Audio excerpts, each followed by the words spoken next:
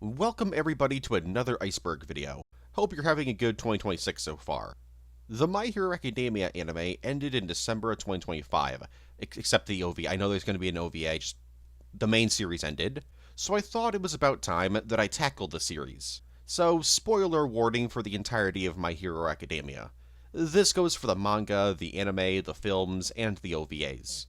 Also, while I will talk about some stuff from Vigilantes, I don't think there will be many spoilers for that series in this video, so don't worry. If you end up liking the video, please leave a like and drop a comment below. It costs you absolutely nothing, and it helps me out more than you can imagine.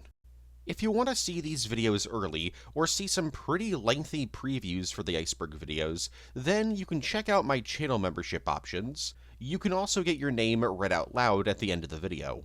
With all that being said, I hope you enjoy the My Hero Academia Iceberg. Original personalities and powers. The characters in My Hero Academia weren't always the way they were during development. For example, originally, Bakugo wasn't going to be a bully and be a lot more kind. He would still be Deku's rival, but instead of being super aggressive, he would have just had a tendency to say things very bluntly, and just overall not think before he speaks. This was changed due to Horikoshi believing that his original characterization was pretty boring. Deku was originally not going to have a one for all, and instead would be a quirkless hero, much like Batman, who created gadgets in order to be a hero. While this didn't end up being Deku's thing throughout the series, it is notable that this is eventually how Deku ends up. Except he doesn't make his own gadgets, he has others do it for him. Tsuyu and Toru were both originally going to be guys, but they had their genders changed due to the fact that if they were guys, then Class 1A would be like 80% dudes. Also, Horikoshi believed that a girl who had to be naked to be invisible was funnier than a guy who had to be naked to be invisible. Mei was also supposed to be a guy at one point in development, though we don't know why her gender was changed. Uraraka was supposed to have a completely different power set. Instead of telekinesis, she would have the ability to grow. This ability was given to Mount Lady instead, because Horikoshi believed that this would make her way too OP. She was even supposed to have the name Mount Lady, so it seems that Mount Lady's existence stems from Horikoshi scrapping this version of Uraraka. But yet, originally, Momo's quirk was going to be a pro-hero's quirk, but it was given to Momo because Horikoshi believed that giving an OP quirk to someone who's inexperienced would be interesting. Originally, All Might was supposed to be much older, and wouldn't have appeared all that much in the series. Instead, he would have shown up at the beginning to inspire Deku to become a hero, and then he'd pretty much bail from the story. Mina was originally going to have curvy horns, but this was dropped because Horikoshi believed that these were far too difficult to draw for such a reoccurring character. And finally, Present Mike was supposed to be insanely different. Instead of being a very loud, talkative guy, he would have been an elderly, fat guy who may not have even had powers. Like Bakugo's changing character, Horikoshi believed that this character was pretty boring, so he changed the character to be Present Mike. Live-action film. In October 2018, it was announced that Legendary Entertainment got the rights to produce a live-action film adaptation of My Hero Academia. Sounds, pretty bad at first, but wait, it gets worse. Because in December of 2022, it was announced that Netflix had acquired the rights from Legendary. Yeah, not looking good. We don't really know much else about the project, as it seems to have been in development hell. The film's director was confirmed to be Shinsuke Sato in August of 2021, and to this day, he's still attached to direct the project. But there's been several different writers over the years. The most recent writer we know of is Jason Fuchs. He was hired in September of 2025 to rewrite a script from Joby Harold. We might get an update about the film soon, as in November of 2025, it was revealed that the film was reported to begin filming sometime in fall of 2026. If this film does end up happening, it could either end up like One Piece, or Cowboy Bebop. Sounds to me like blackmail.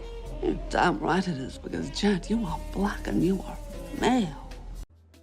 Who is Deku's dad? Throughout My Hero Academia's run, there was one question on everyone's minds. Okay, that's not true, there were a lot of questions, but one of these questions was, who was Deku's dad? After all, we don't see him, and he's not mentioned in the series. So, fans assumed that this must mean that Deku's dad was going to be revealed to be a character that we already met in the story. The most popular theories were that his dad was either All Might or One for All, but obviously these were debunked with time. Also, I lied. Deku's dad was mentioned in the series, and revealed to have a fire-breathing quirk in Chapter 1. So, I don't really know why people assumed that All Might or One for All could be his dad. In fact, I don't even know how people forgot that Deku's dad was mentioned in the series.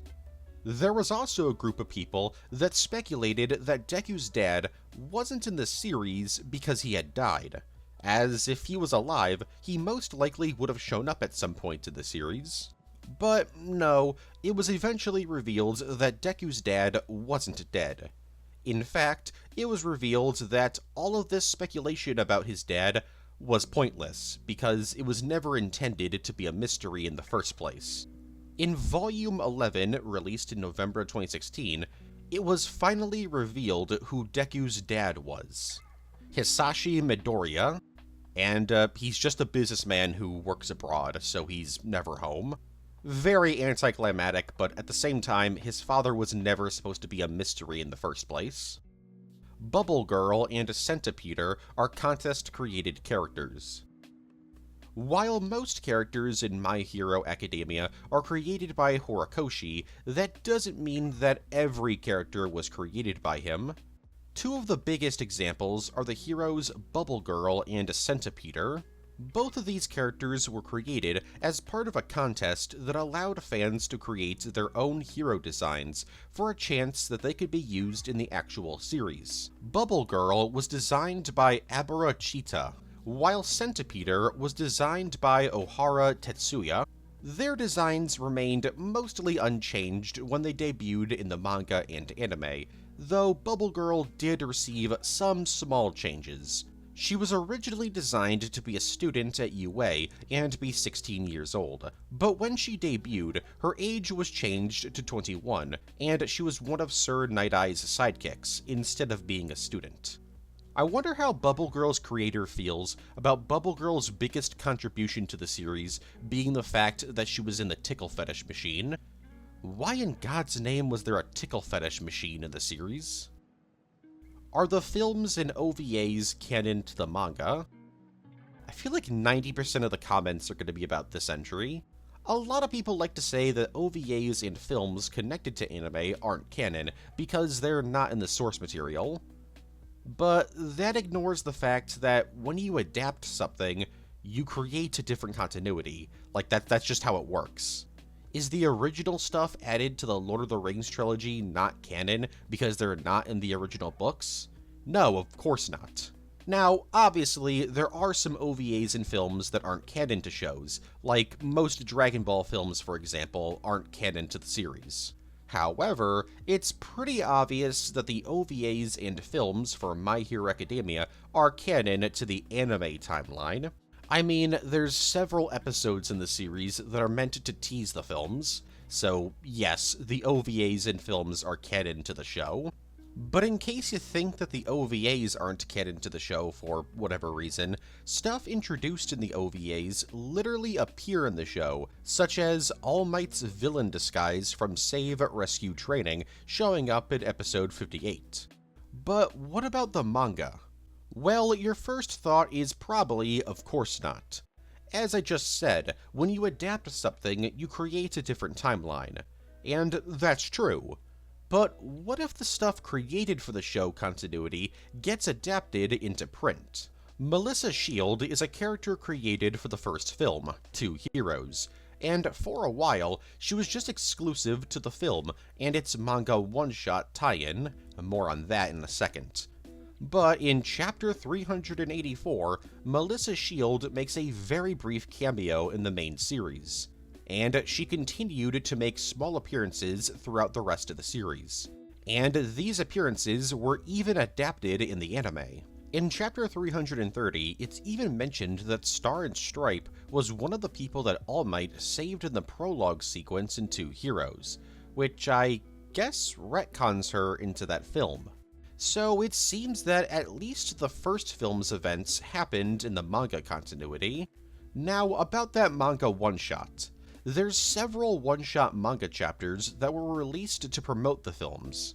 These one-shots are prequels to the films, so you'd think that these manga chapters are canon to the anime series instead of the manga. But no. At least not all of them, as several of them actually got adapted as OVAs released alongside the film's Blu-rays. So that should mean that the manga chapters are canon to the manga, while their OVA adaptations are canon to the anime.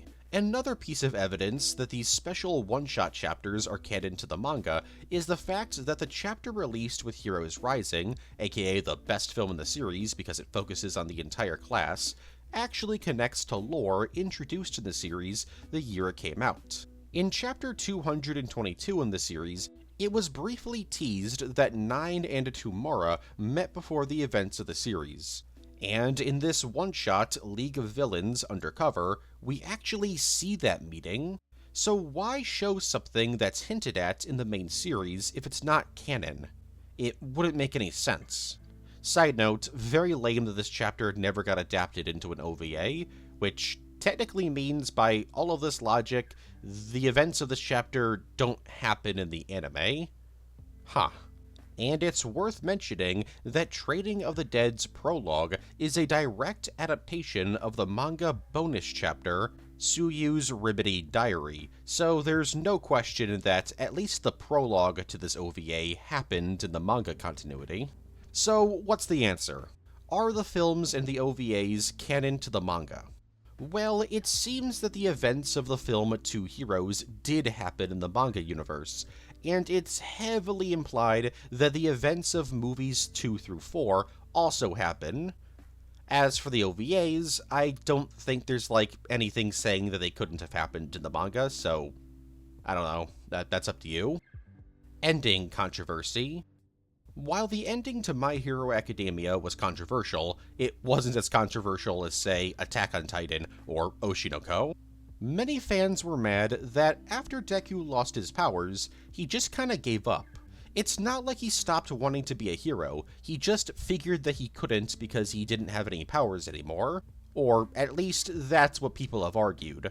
A lot of people have argued that Deku making the world a better place in the final war arc was like the ultimate heroic act, so in his mind, there wasn't a reason to continue being a hero.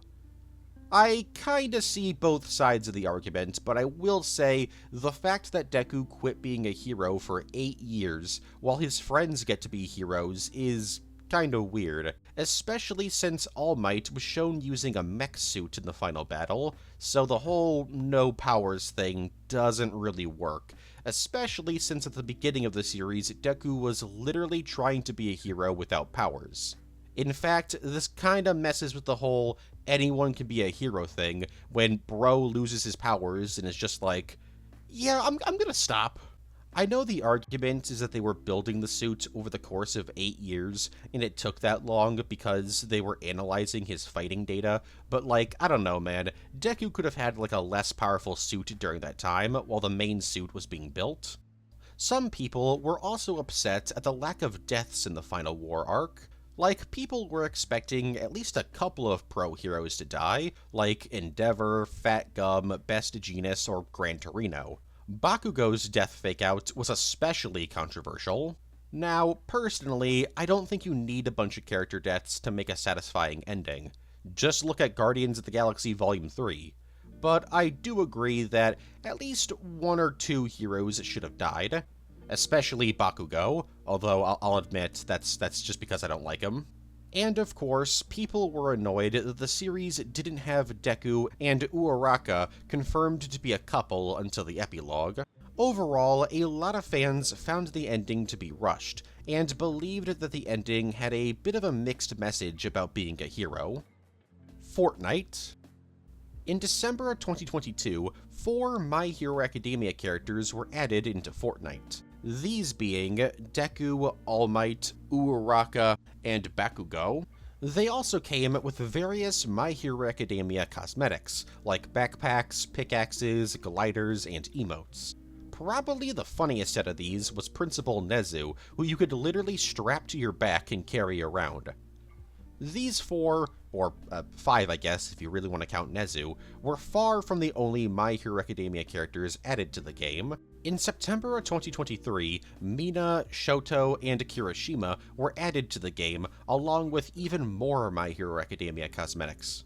The standout cosmetics this time around were probably Red Riot's Thrashers, these being replicas of his arms when he goes Goofy mode, aka when he uses his ultimate move, Unbreakable. Finally, in May of 2024, the last batch of My Hero Academia characters were added to the game, these being Shigaraki, Toga, and Dabi. They also came with various cosmetics, like a tiny Nomu that you could have on your back, and a skin for the pickaxe that just turns it into one of Toga's knives. As of right now, these are the only My Hero Academia characters in the game, but if I had to guess, they'll probably add more in the future, like the main characters from Vigilantes, or Rumi. But now, you can make Deku Whippin' Nene with Gogo Yabari, Danny Phantom, Zayn, Kim Kardashian, Doc Brown, Lord Zed, Ares, Ghostface, Scooby-Doo, Genos, and the Grabber. Why is the Grabber's van that he uses to kidnap kids in emotes in Fortnite? All Might is a Westaboo.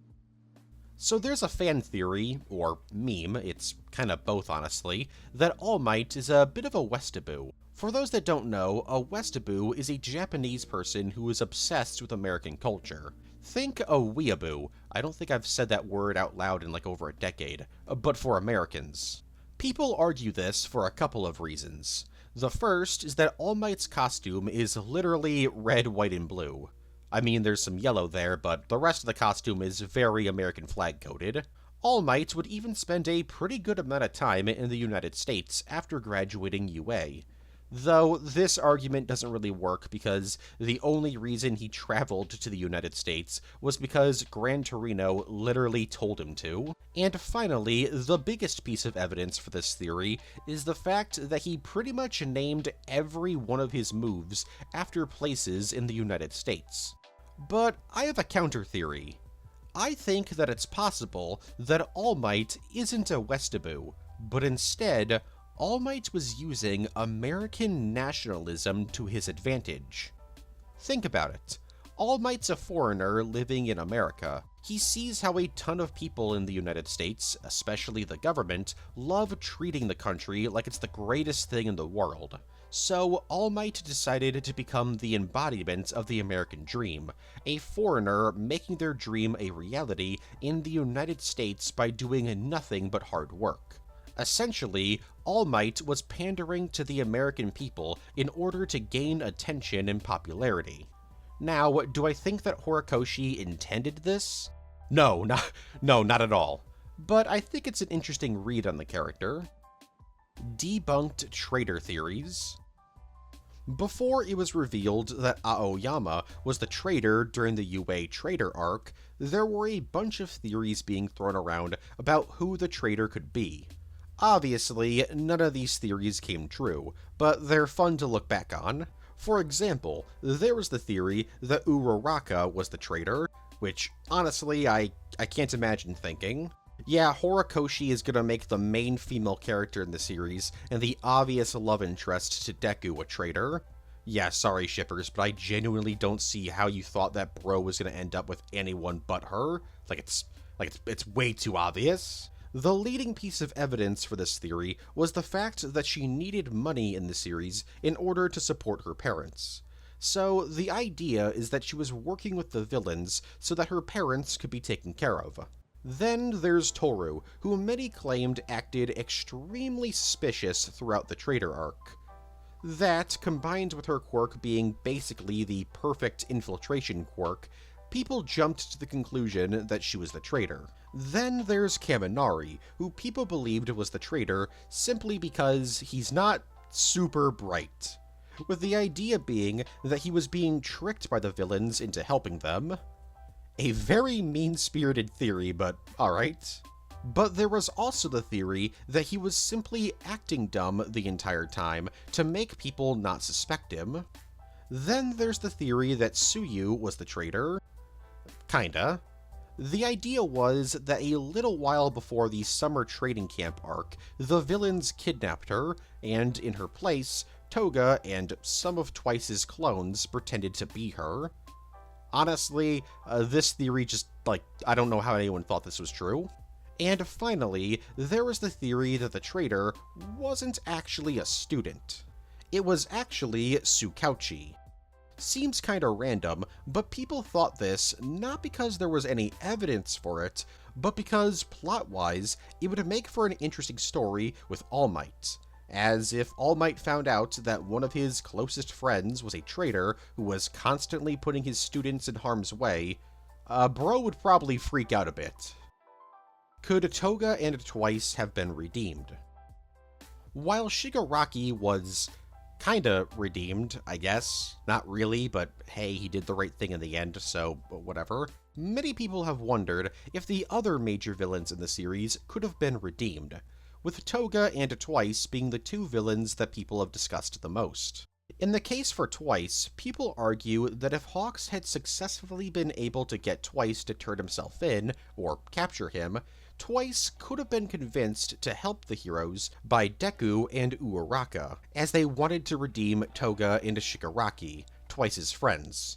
And since Twice is extremely loyal to his friends, maybe he could have seen that redemption was the only way for him and his friends to survive. At least survive while not rotting in a cell. But people have countered these points by saying that Twice was too far gone by the time of his death. I mean, this guy's whole thing was wanting to help his friends create the world that they wanted, not a world in which they spend time in prison and then maybe get released. Honestly, I doubt Twice, Toga, and especially Shigaraki would be let out of jail. Like, Shigaraki would be getting the death penalty, without question. But yeah, Twice was extremely devoted to his friends, so if they wanted to be evil, he was gonna be evil. Now, in the case of Toga, I think most people agree that early on in her life, she probably could have been a hero. Right before she dies, she realizes that she was in the wrong, so if she was taught at a very young age to better handle her urges, she could have become a hero, or at the very least, not a serial killer. That, and also she didn't have garbage parents. Some people have argued that if she didn't die in the final war arc, she would have turned herself in, which, maybe?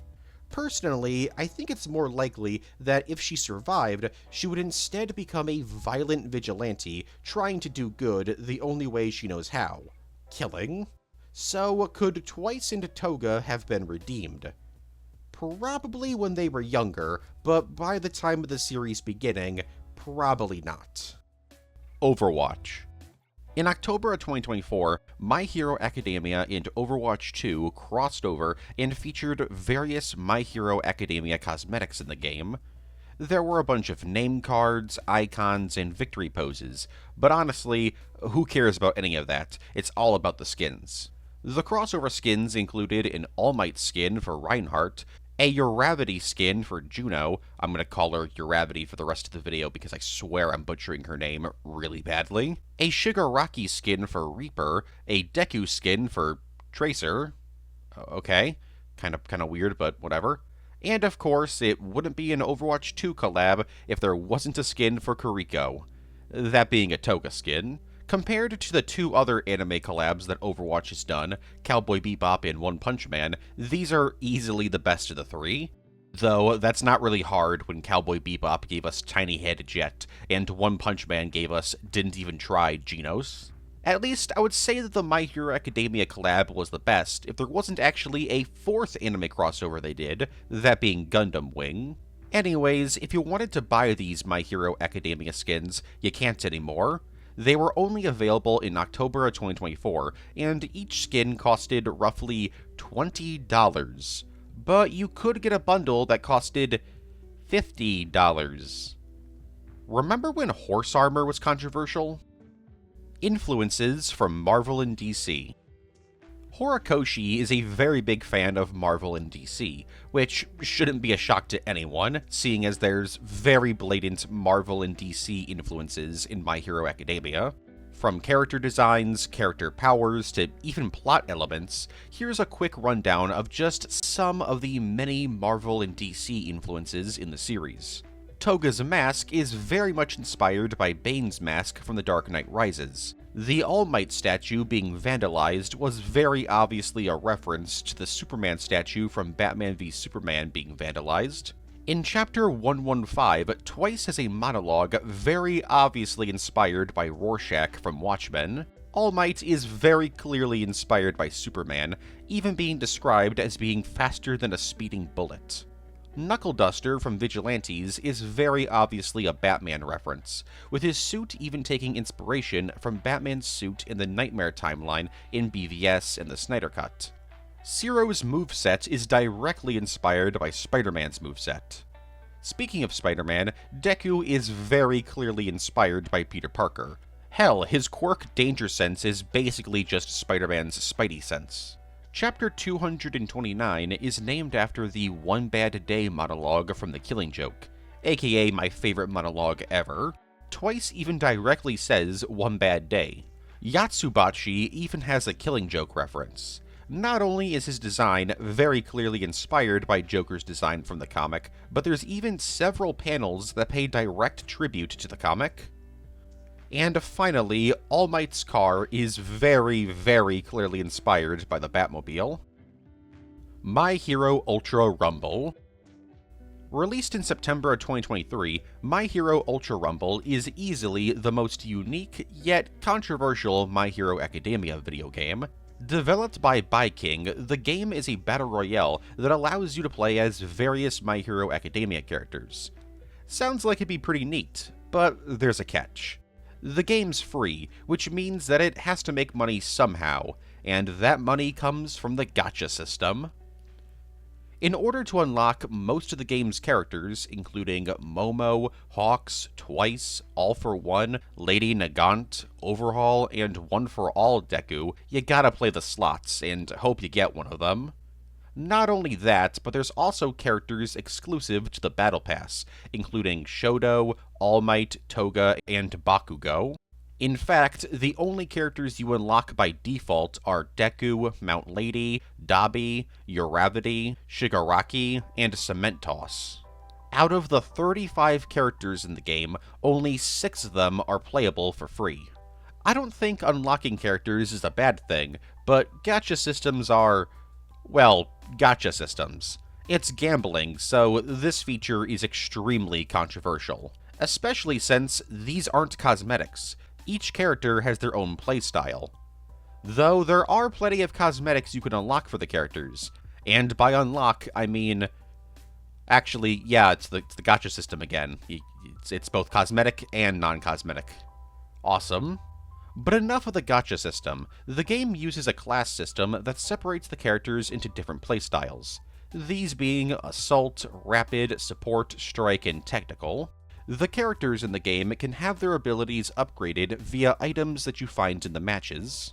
The game features 3 maps: UA Island, which features UA, the shopping mall, and the Beast's Forest; Chaos City, which features Tartarus, Gunga Mountain Villa, and Ground Gamma; and finally, the Unforeseen Simulation Joint. So, do people like this game?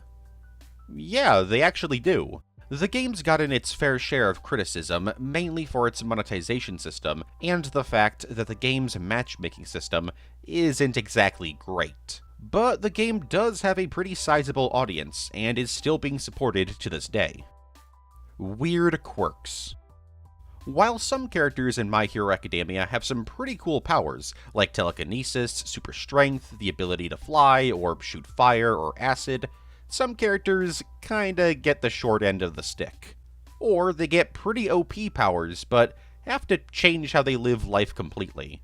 For example, Minoru's pop-off quirk allows him to rip off sticky ball-like things from his head and throw them at things. So he's constantly growing these disgusting sticky balls from his head. Luckily for him, they don't hurt. But if he throws too many of them at once, his head starts to bleed, so maybe it does kind of hurt. Then there's Nakagame's quirk, Telescopic, which allows her to retract her head and limbs into her body like a turtle. Kinda useless and very gross. But it gets grosser because her body can also retract into her body. Horrible, just disgusting. Then there's Takashi Bushijima, a character from the spin-off manga Team Up Missions. His quirk is called Poison Gas, and it is, I think, literally killing him. Clouds of toxic gas are created inside of him, and if he doesn't release them, he'll get extremely sick. But if he does release them, he'll be releasing toxic clouds of gas that could harm people. Yes, this is a fart joke that presumably can kill people. Then there's Teru Hazukashi's quirk, which is a public humiliation fetish. He has to embarrass himself in order to get stronger, and by flashing himself in public, he can get very powerful. The quirk's called Shame for a reason. Then there's this guy who doesn't have a name. He's a human spray bottle, a living Windex bottle. He even has to pull the trigger on his head in order to shoot whatever comes out of his head. Also, what's wrong with his hand? Oh my god. There's another unnamed character who only appears in a background shot. That being this Lego block head guy. He doesn't even have like a Lego minifigure head. It's just a 1x1 Lego block. What's his power? Then there's Shoji, who is a stronger man than I am because I don't know how I'd be able to live looking like that. He has 4 extra arms attached to his normal pair of arms, and he can morph things into these extra arms, like an eyeball, an ear, an entire mouth with teeth and a tongue. Look, I get that he's super strong and honestly an underrated hero, but his quirk is just disgusting and horrifying. I couldn't imagine living like that. Then there's Shie Cross, whose quirk Meatball allows him to manipulate flesh. He can even remove parts of his body at will and to turn people into living meatballs. But you don't die from being turned into a meatball, you can come back. Traumatized to hell and back, but alive nonetheless. Then there's Tommy S. Gordon, who lives in absolute nightmare. His upper body and his head is that of a Thomas the Tank Engine style train. He's from Vigilantes, and his quirk allows him to move really fast, as he can use the steam engine parts that are, I guess, part of his body to move extremely fast. Imagine trying to live your life looking like this. But that's not all. There's also Willy Wanda, who's pretty much the exact same as Gordon, except he's a diesel-powered train inspired by the series Chuggington. His quirk works pretty much the same as Tommy's, except he lets out a bunch of diesel instead of steam. Then there's this unnamed kid from Deku's middle school, seen in the very first chapter and episode. His whole thing is that he can swell his cheeks up like a chipmunk. Bro's acting like he's better than Deku, but honestly, I'd rather be quirkless than whatever the hell he is. Seriously, what benefit does this quirk have? Then there's Mr. Smiley, the worst character in the series. Appearing exclusively in the OVA, Laugh as if you are in hell, if he smiles at you, you start to laugh uncontrollably for 2 hours straight. His name is also played out loud whenever this quirk happens, though this is probably just for comedic effect in the show, not actually something that happens in universe. Also, look at this dude's body. He's got Popeye proportions. I could keep going on and on about weird quirks, but I think I'll end this entry with probably the weirdest quirk of all. Manga Fukudashi is a minor character whose quirk, comic, allows him to create stuff. Not like Momo, but instead, when he talks, he creates onomatopoeias. These are the pow, boom, bang like sound effect bubbles that appear in comics and manga. So he can create sound waves based on sound effects he creates via physical sound effect bubbles that appear when he talks. But it's not just sound waves that he can create. He can create portable humidifiers and shields that bounce back attacks using his quirk.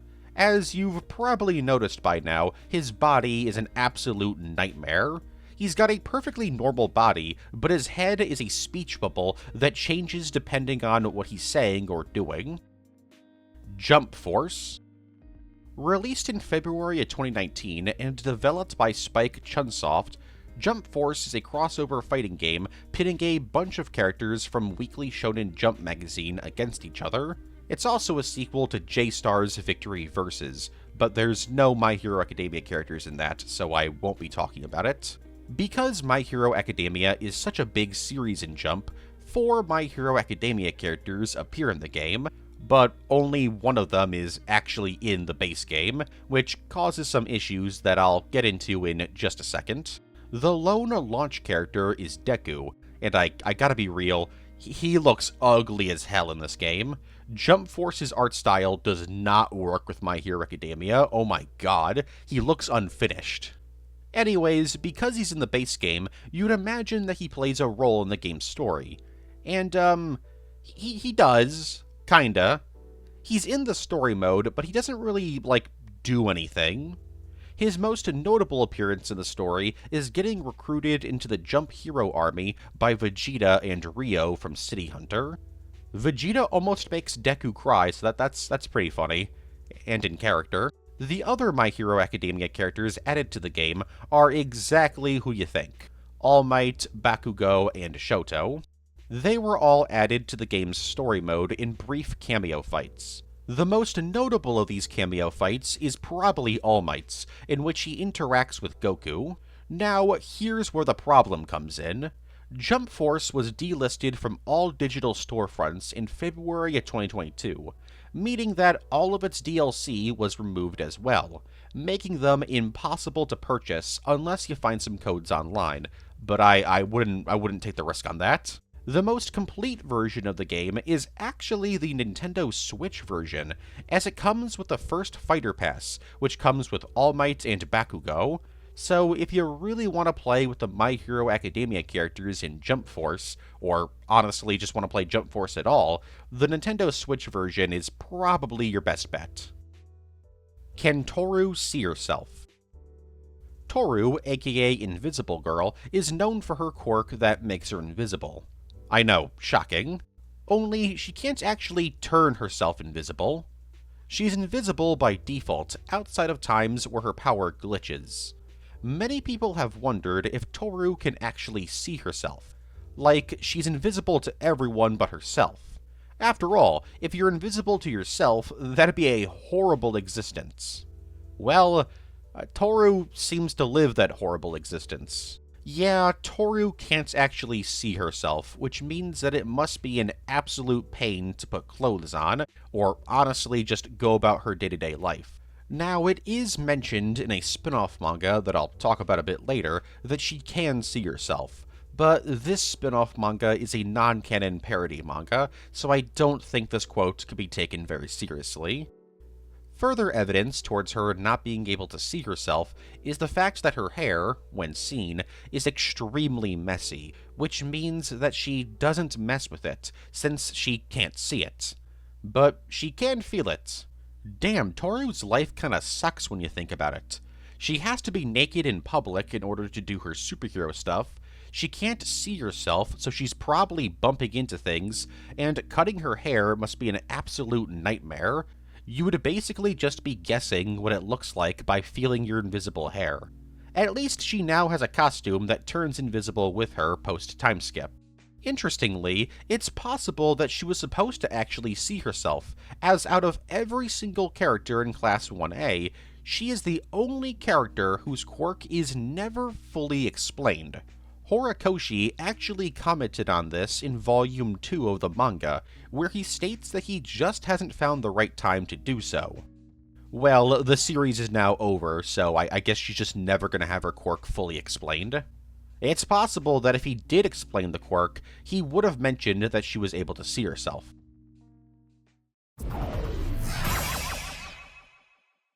Look, it's Super Toyota Man to help you get super deals at the Toyota Super Stock Take Sale. Thank you, Super Toyota Man. Look for a cashback deal of $800 on Corona, or $600 cashback on high-cap Corolla sedans and wagons. Fly into your nearest Toyota dealer for a super deal now. Cashback incentives end June 30. Let me get you a Super Toyota deal.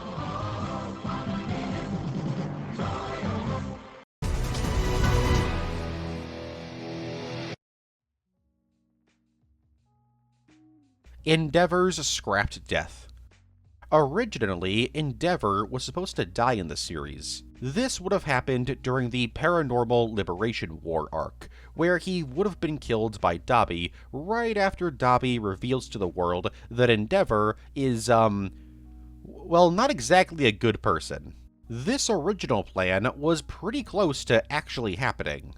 It was during the creation process of the fight between Endeavor and Hood, aka the high-end Nomu, that Horikoshi changed his mind about Endeavor dying, as he believed that him dying right after his secrets being exposed wasn't punishment enough.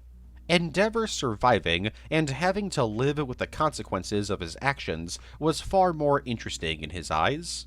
So Endeavor survived the Paranormal Liberation War, and eventually the entire series. The series takes place in the 2100s. So maybe I'm just stupid? Okay, let me rephrase that. So I am stupid, but I didn't realize this until researching this topic for the Iceberg. My Hero Academia doesn't take place in an alternate modern-day Japan. Instead, the series takes place in the far future. Some have theorized that the series takes place sometime in the 2400s, but most people seem to agree that it takes place sometime in the mid to late 2100s. So how do we know that My Hero Academia takes place in the future? Well, that's because when quirks first started appearing in My Hero Academia, the world looked a lot like our modern world. And in order for Deku to be the 9th user of One for All, a lot of time had to have passed. We know that All Might was the longest user of One for All, lasting around 40 years. So that means that users 1 through 7 had to have had the power for less than 40 years. But that could literally mean 5 years, 1 year, or 39 years. So yeah, a lot of time had to have passed before Deku could be Almighty number 9. So why does the world look not so different from modern-day Japan? Well, that's because when quirks first started appearing, humanity was just like, I guess we don't need to improve our technology anymore.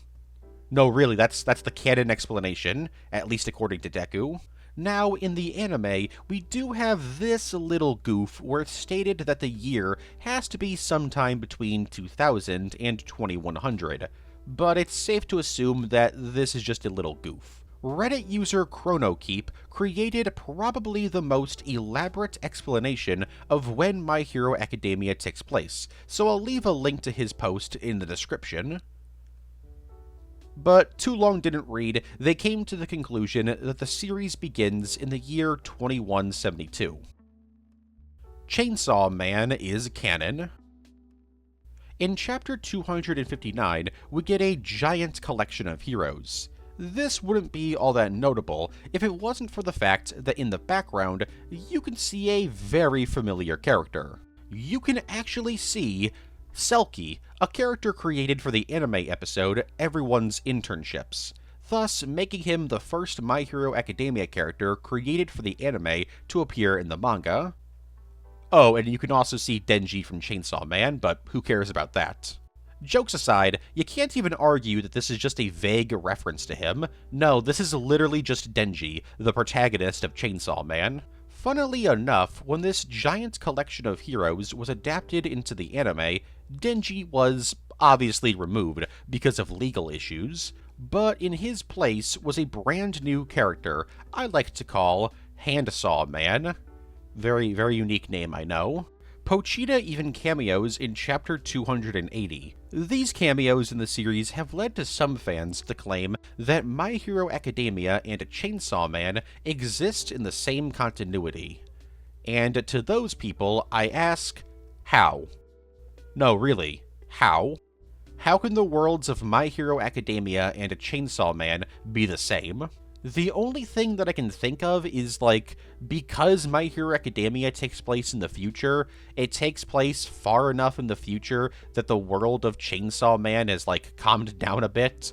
Like, maybe all of the devils got defeated, except the Chainsaw Devil, which explains why somebody who looks like Denji appears in My Hero Academia. Or maybe this is just a fun non-canon Easter egg, and the only canon implications is that there's a dude with Denji's powers in My Hero Academia. Garaki stole Deku's quirk theory. So here's a debunked theory that a lot of people believed was true. A lot of people may think that the character Garaki first appeared in Chapter 59, but that's not true.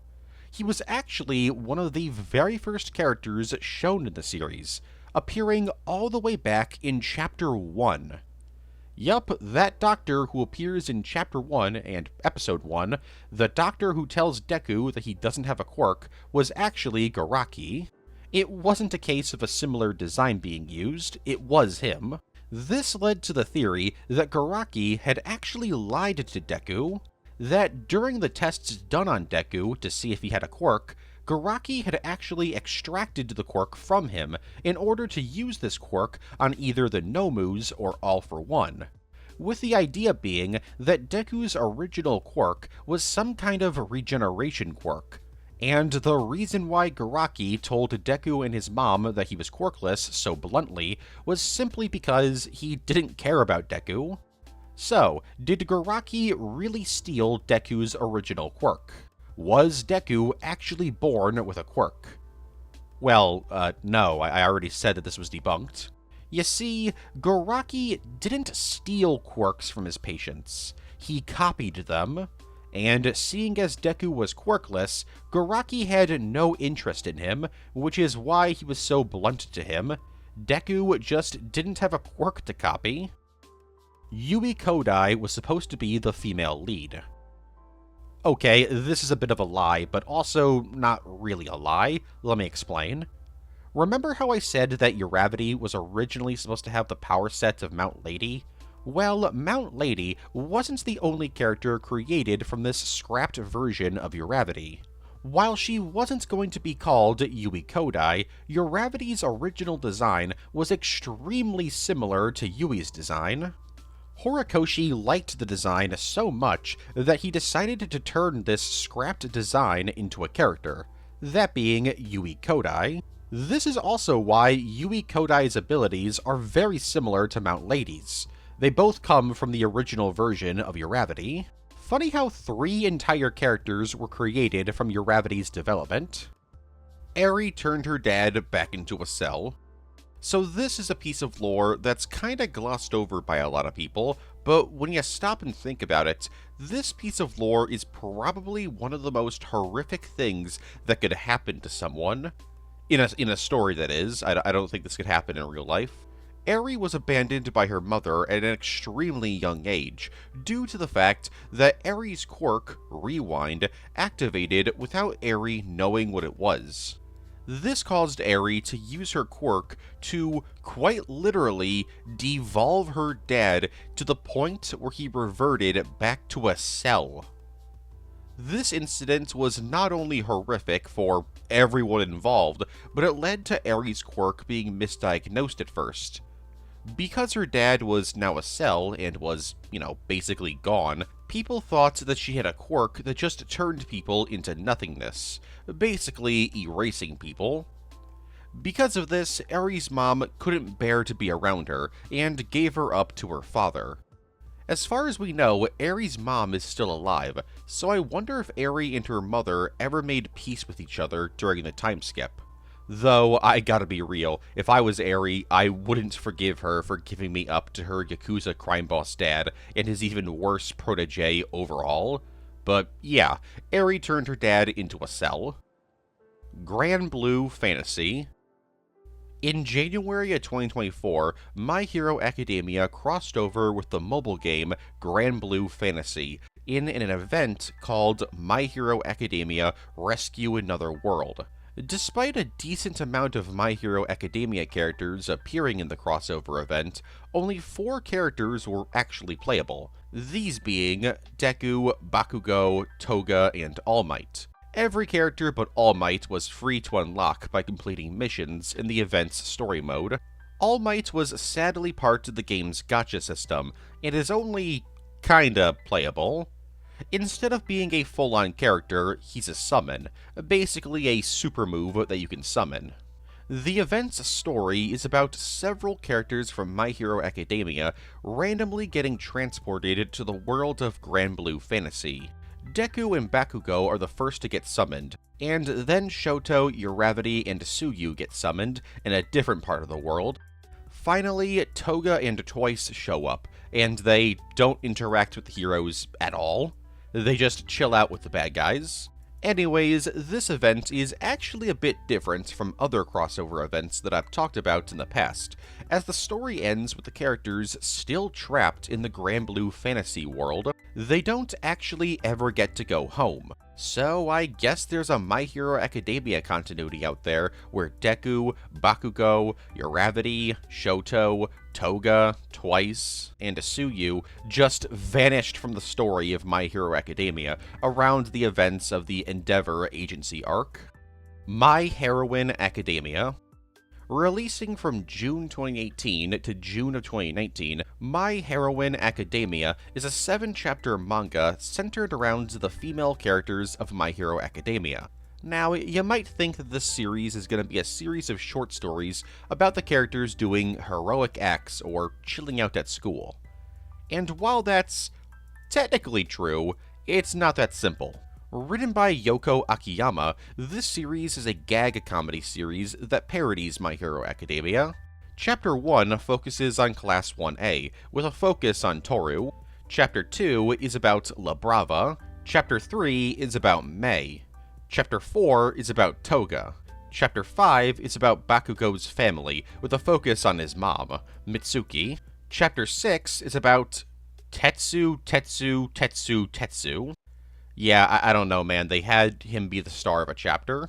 And the final chapter is about Class 1A again, but with a focus on Momo this time around. Some of the stuff revealed in the series includes Tsuyu having a frog-themed iPhone case, Momo casually buys tea that's worth 30,000 yen, La Brava records Gentle Criminal while in the bath, Toru's family is entirely invisible, La Brava bots views. Toru looks like a combination between young Gife and Francis Xavier. Toga has a crush on Stain. Kinda. And Mei is trying to make Powerloader taller. These chapters were released alongside chapters of the main series in Weekly Shonen Jump, and were collected in various volumes. While not canon, some of the stuff in the series is kinda fun to headcanon as being true. Some of the stuff, not all of it. The original Forest Trading Camp arc. The Forest Trading Camp arc is probably my favorite arc in the series, but it was originally going to be pretty different from how it turned out. Originally, the UA Trader reveal was supposed to happen during the Forest Trading Camp arc, meaning that the Trader reveal would have happened way earlier in the series. So why was this reveal pushed off until years later? Weirdly enough, it's because of low popularity. While My Hero Academia is an extremely popular series nowadays, when the Forest Trading Camp arc was underway, the series wasn't nearly as popular as it is now. And for some reason, when the villains started showing up in the arc, sales began to drop. And so Horikoshi decided to scrap a bunch of villain stuff from the arc, and this included the traitor reveal. As for the other scrapped stuff from this arc, we don't know the exact details, just the fact that the villains would have done even more in the story, with most fans agreeing that we probably would have gotten more proper introductions to Toga and Twice in the arc. The government confiscated Melissa's technology. Melissa Shield is an incredible inventor, with many of her gadgets being shown off in the film Two Heroes. Now, when the film released, many people wondered why her gadgets never showed up again, and the obvious answer to that is, the film is a side story taking place in between story arcs, so the events of the film aren't going to be mentioned in the main anime until much later when the source material references the film. But that's a boring out-of-universe reason.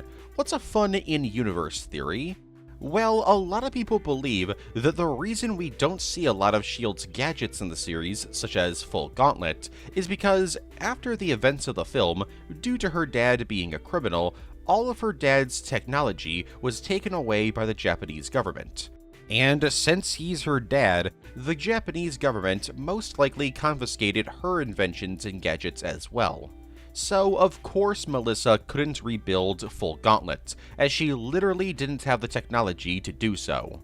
Though this theory does hit a bit of a speed bump when you remember that Melissa is actually responsible for the creation of All Might's mech suit. Though you can argue around this by saying that because of how top secret this project was, and how it was very clearly a contingency project that would go into production if the quirk amplification device failed, this suit of armor was hidden away so that the government didn't know about it. Eri was going to give All Might his powers back theory.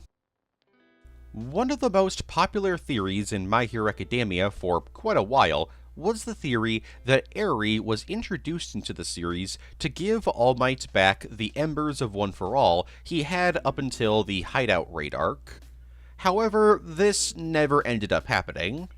Many fans to this day are confused as to why she couldn't do it, and the reason for that is pretty simple. Eri's quirk doesn't work like that. Eri has the ability to rewind people to a prior stage of their life.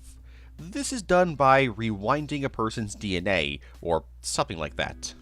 The point is, she can only rewind features in somebody that are natural. So, for example, if somebody were to lose their quirk because of the bullets made from her, she can give them back their quirks, since they were born with that quirk.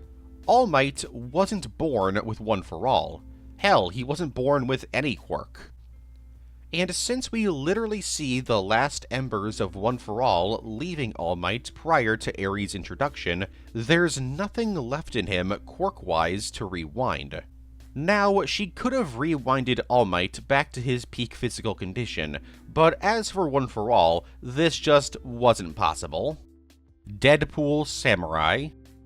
Releasing from December of 2020 to June of 2022, Deadpool Samurai is a manga series written by Sanshiro Kazuma and drawn by Hikaru Uesugi. It's set in an alternate Marvel timeline and follows Deadpool as he travels to Japan to fight crime there.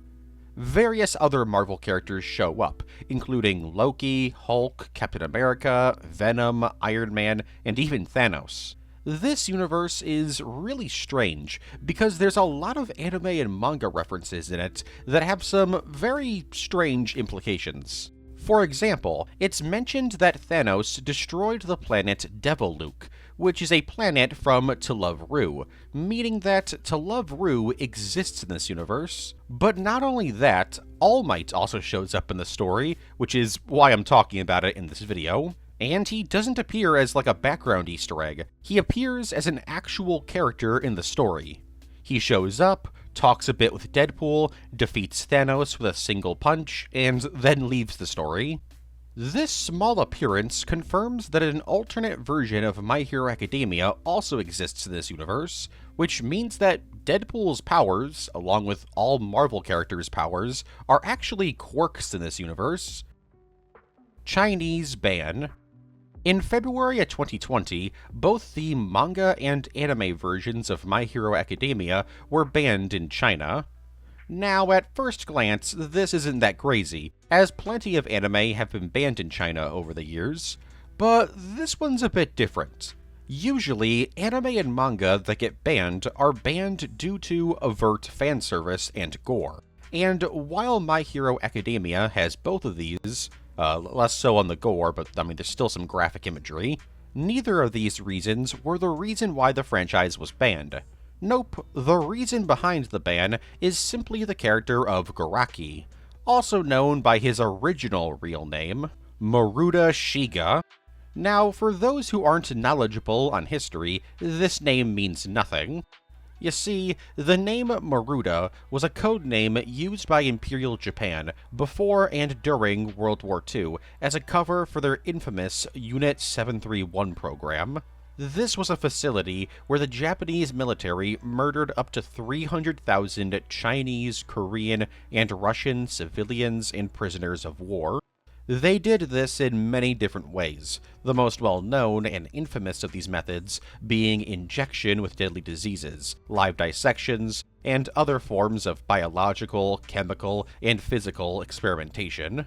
Very few people were actually punished for what went on during Unit 731, and for decades, the Japanese government refused to acknowledge that it happened. It took until August of 2002 for the government to admit that it had happened. So, a doctor character in My Hero Academia, who's known for experimenting on people, went by a name that was also the code name for Unit 731. Now, Horikoshi has said that this was an accident. He never intended to reference this, but in my opinion, that's very hard to believe. Regardless, he apologized, and the character was renamed. Despite the change, the Chinese government has yet to lift the ban. My Hero Academia Smash. Releasing from November 2015 to November 2017, and eventually being collected in 5 volumes, My Hero Academia Smash is a parody manga that was published in Weekly Shonen Jump. Written by Hirofumi Neda, this series is a lot like other parody manga. It's wacky, it's zany, it's sometimes very horny, but all around it's not a series you're supposed to take very seriously at all. Some of the stuff that happens in this series includes Bakugo escaping the League of Villains by beating them in a board game. Deku's love for All Might is shown to be a bit more disturbing. Toga, Dabi, Shigaraki, and Kirogiri play the King's Game. Because All Might lowered crime so much, in order to make money, Mount Lady starts stepping on people. Momo cheats during physical tests as she creates a scooter during the running portion of the test.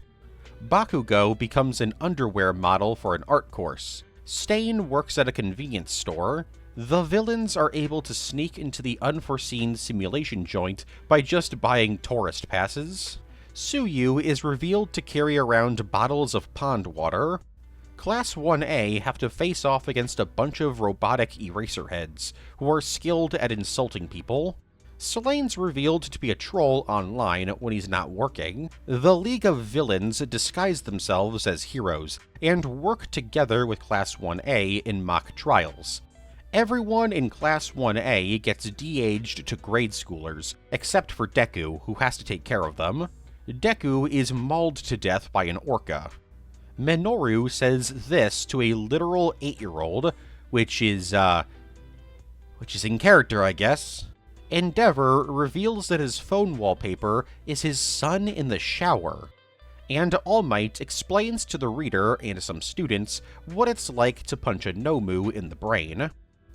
Also, despite the series' art and layout being very similar to My Heroine Academia, the two series aren't connected. They're written by different authors, and don't take place in the same continuity. Probably. I don't know, I'm not going to analyze the continuity of a parody gag comedy manga. The Winged Nomu is Bakugo's childhood friend. So this is one of those theories that are pretty much confirmed, but technically haven't actually been confirmed. The winged Nomu that did battle against Endeavor and was later killed by Stain after it attacked Deku is a pretty minor villain overall. But there's something insanely disturbing about him that's heavily implied. You see, he doesn't actually make his debut in Chapter 50. Like Garaki, he made his debut in the very first chapter of the series. Tsubasa is an even more minor character in both plot relevancy and age. He was one of Bakugo's childhood friends and would bully Deku. His quirk was having dragon wings that allowed him to fly. Kind of insane that he wore sandals, like bro, you're gonna lose them when you're flying. But anyways, he eventually stopped hanging around Bakugo and they lost contact. Though this may not have been because of him, like, I don't know, going to another school or moving away. He might have been turned into a Nomu, the winged Nomu at that. So what's the evidence that Tsubasa is the winged Nomu? Well, Horikoshi revealed in Volume 7 that the winged Nomu singled out Deku on purpose. It wasn't just a random attack. And to give a hint as to why the winged Nomu singled Deku out, all Horikoshi did was leave a drawing of Tsubasa with the promise that he would fully explain the Nomus later, which he did end up doing, but he never actually expanded upon the Tsubasa thing. Though there was one more piece of lore that was eventually dropped about Tsubasa, that being the fact that Tsubasa is the grandson of Garaki, and seeing how Garaki would turn the children from the orphanages he owned into Nomus, this little lore drop seems to imply that Garaki turned his own grandson into one of these Nomus, that being the winged Nomu. Once again, this is a pretty much confirmed theory, but technically it hasn't been flat out confirmed, so annoyingly I have to say that this might not be true, but let's be real, it's probably 100% is. Where is Otheon? My Hero Academia World Heroes Mission is a movie that genuinely annoys the hell out of me. The best part about My Hero Academia is when all the characters are working together, which is why Heroes Rising is easily my favorite of the films. So when I found out that they were making a film called World Heroes Mission, and the poster looked like this, I thought we were gonna get a globe-trotting adventure with all the characters. But no. The other countries are borderline cameos, and almost none of the characters on the poster have any actual plot significance. It's just the Deku, Bakugo, and Shoto show again. Yippee. And the only real country that we get to explore is an entirely fictional one called Otheon. Oh, sorry, we actually get to explore another country. Another fictional country called Clade. What a waste of time. Anyways, I thought it'd be fun to try and figure out where in the My Hero Academia universe Otheon is located, so I went to do research, and to my surprise, we actually know exactly where Otheon is on the map. But it's not actually stated in the film. We only know where it is because of the film's trailer, which shows us a giant island in the Celtic Sea. You can technically see this map in the film, but it's in the background, so you can't really see Otheon. So yeah, if you were wondering where Otheon is, it's right here, a fictional island off the coast of Europe. Monster Strike. In July 2019, My Hero Academia crossed over with the mobile game Monster Strike.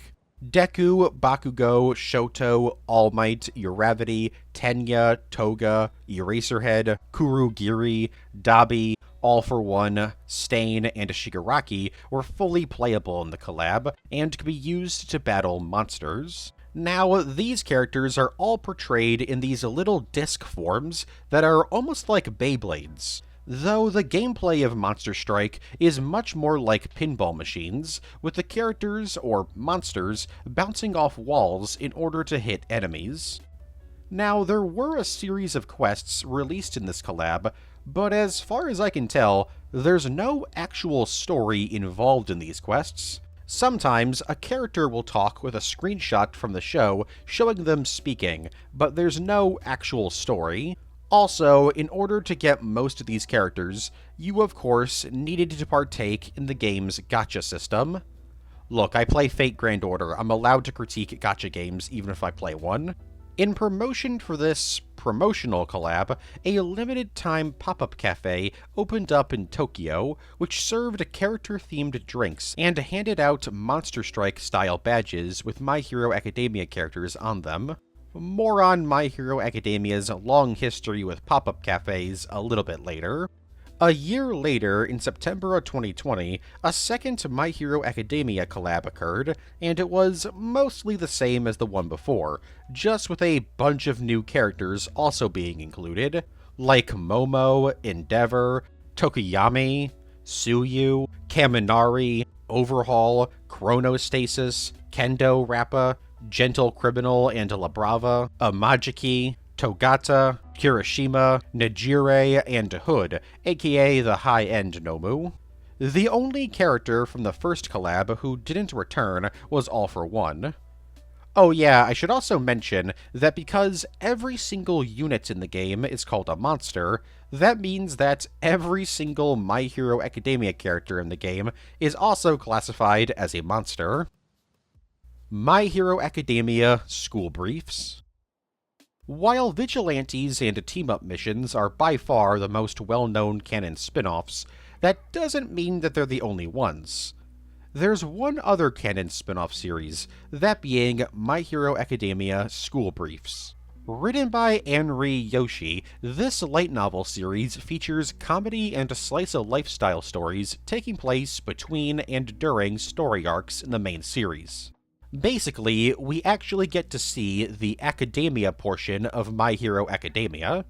The first book takes place between chapters 59 and 60. The second book takes place between chapters 69 and 70. The third book takes place sometime during the Provisional Hero License exam arc. The fourth book takes place primarily during the UA School Festival arc.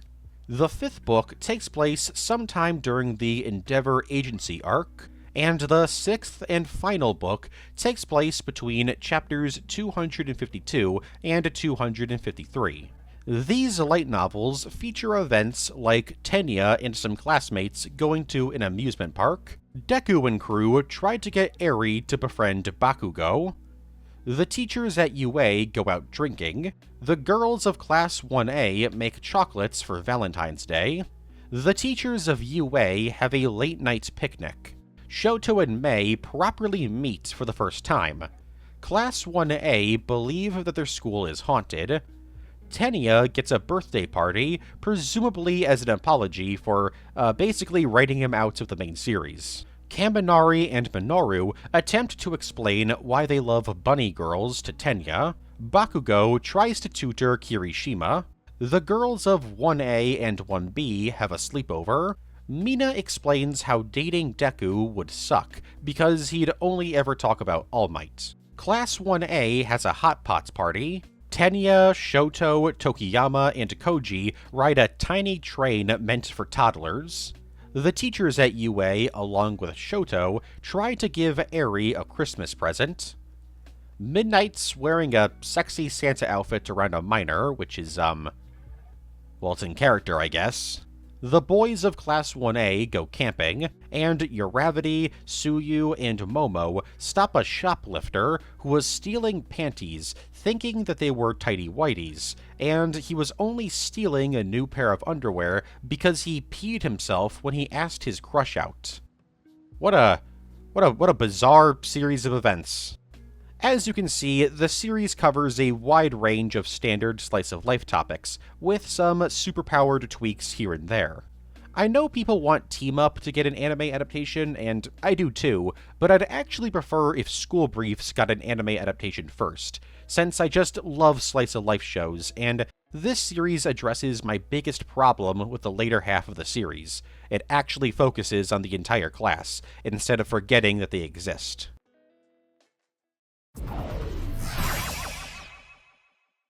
Today, monsters are everywhere, but in these monstrous times stands one brave man, Cookie Man. Cookie Man, ready to protect your Chips Ahoy cookies from greedy monsters. Chips Ahoy, the 16-chip chocolate chip cookie from Nabisco. Delicious cookies. So when the chips are down, get Chips Ahoy with 16 chips and call for Cookie Man. Of course, he might want your Chips Ahoy for himself.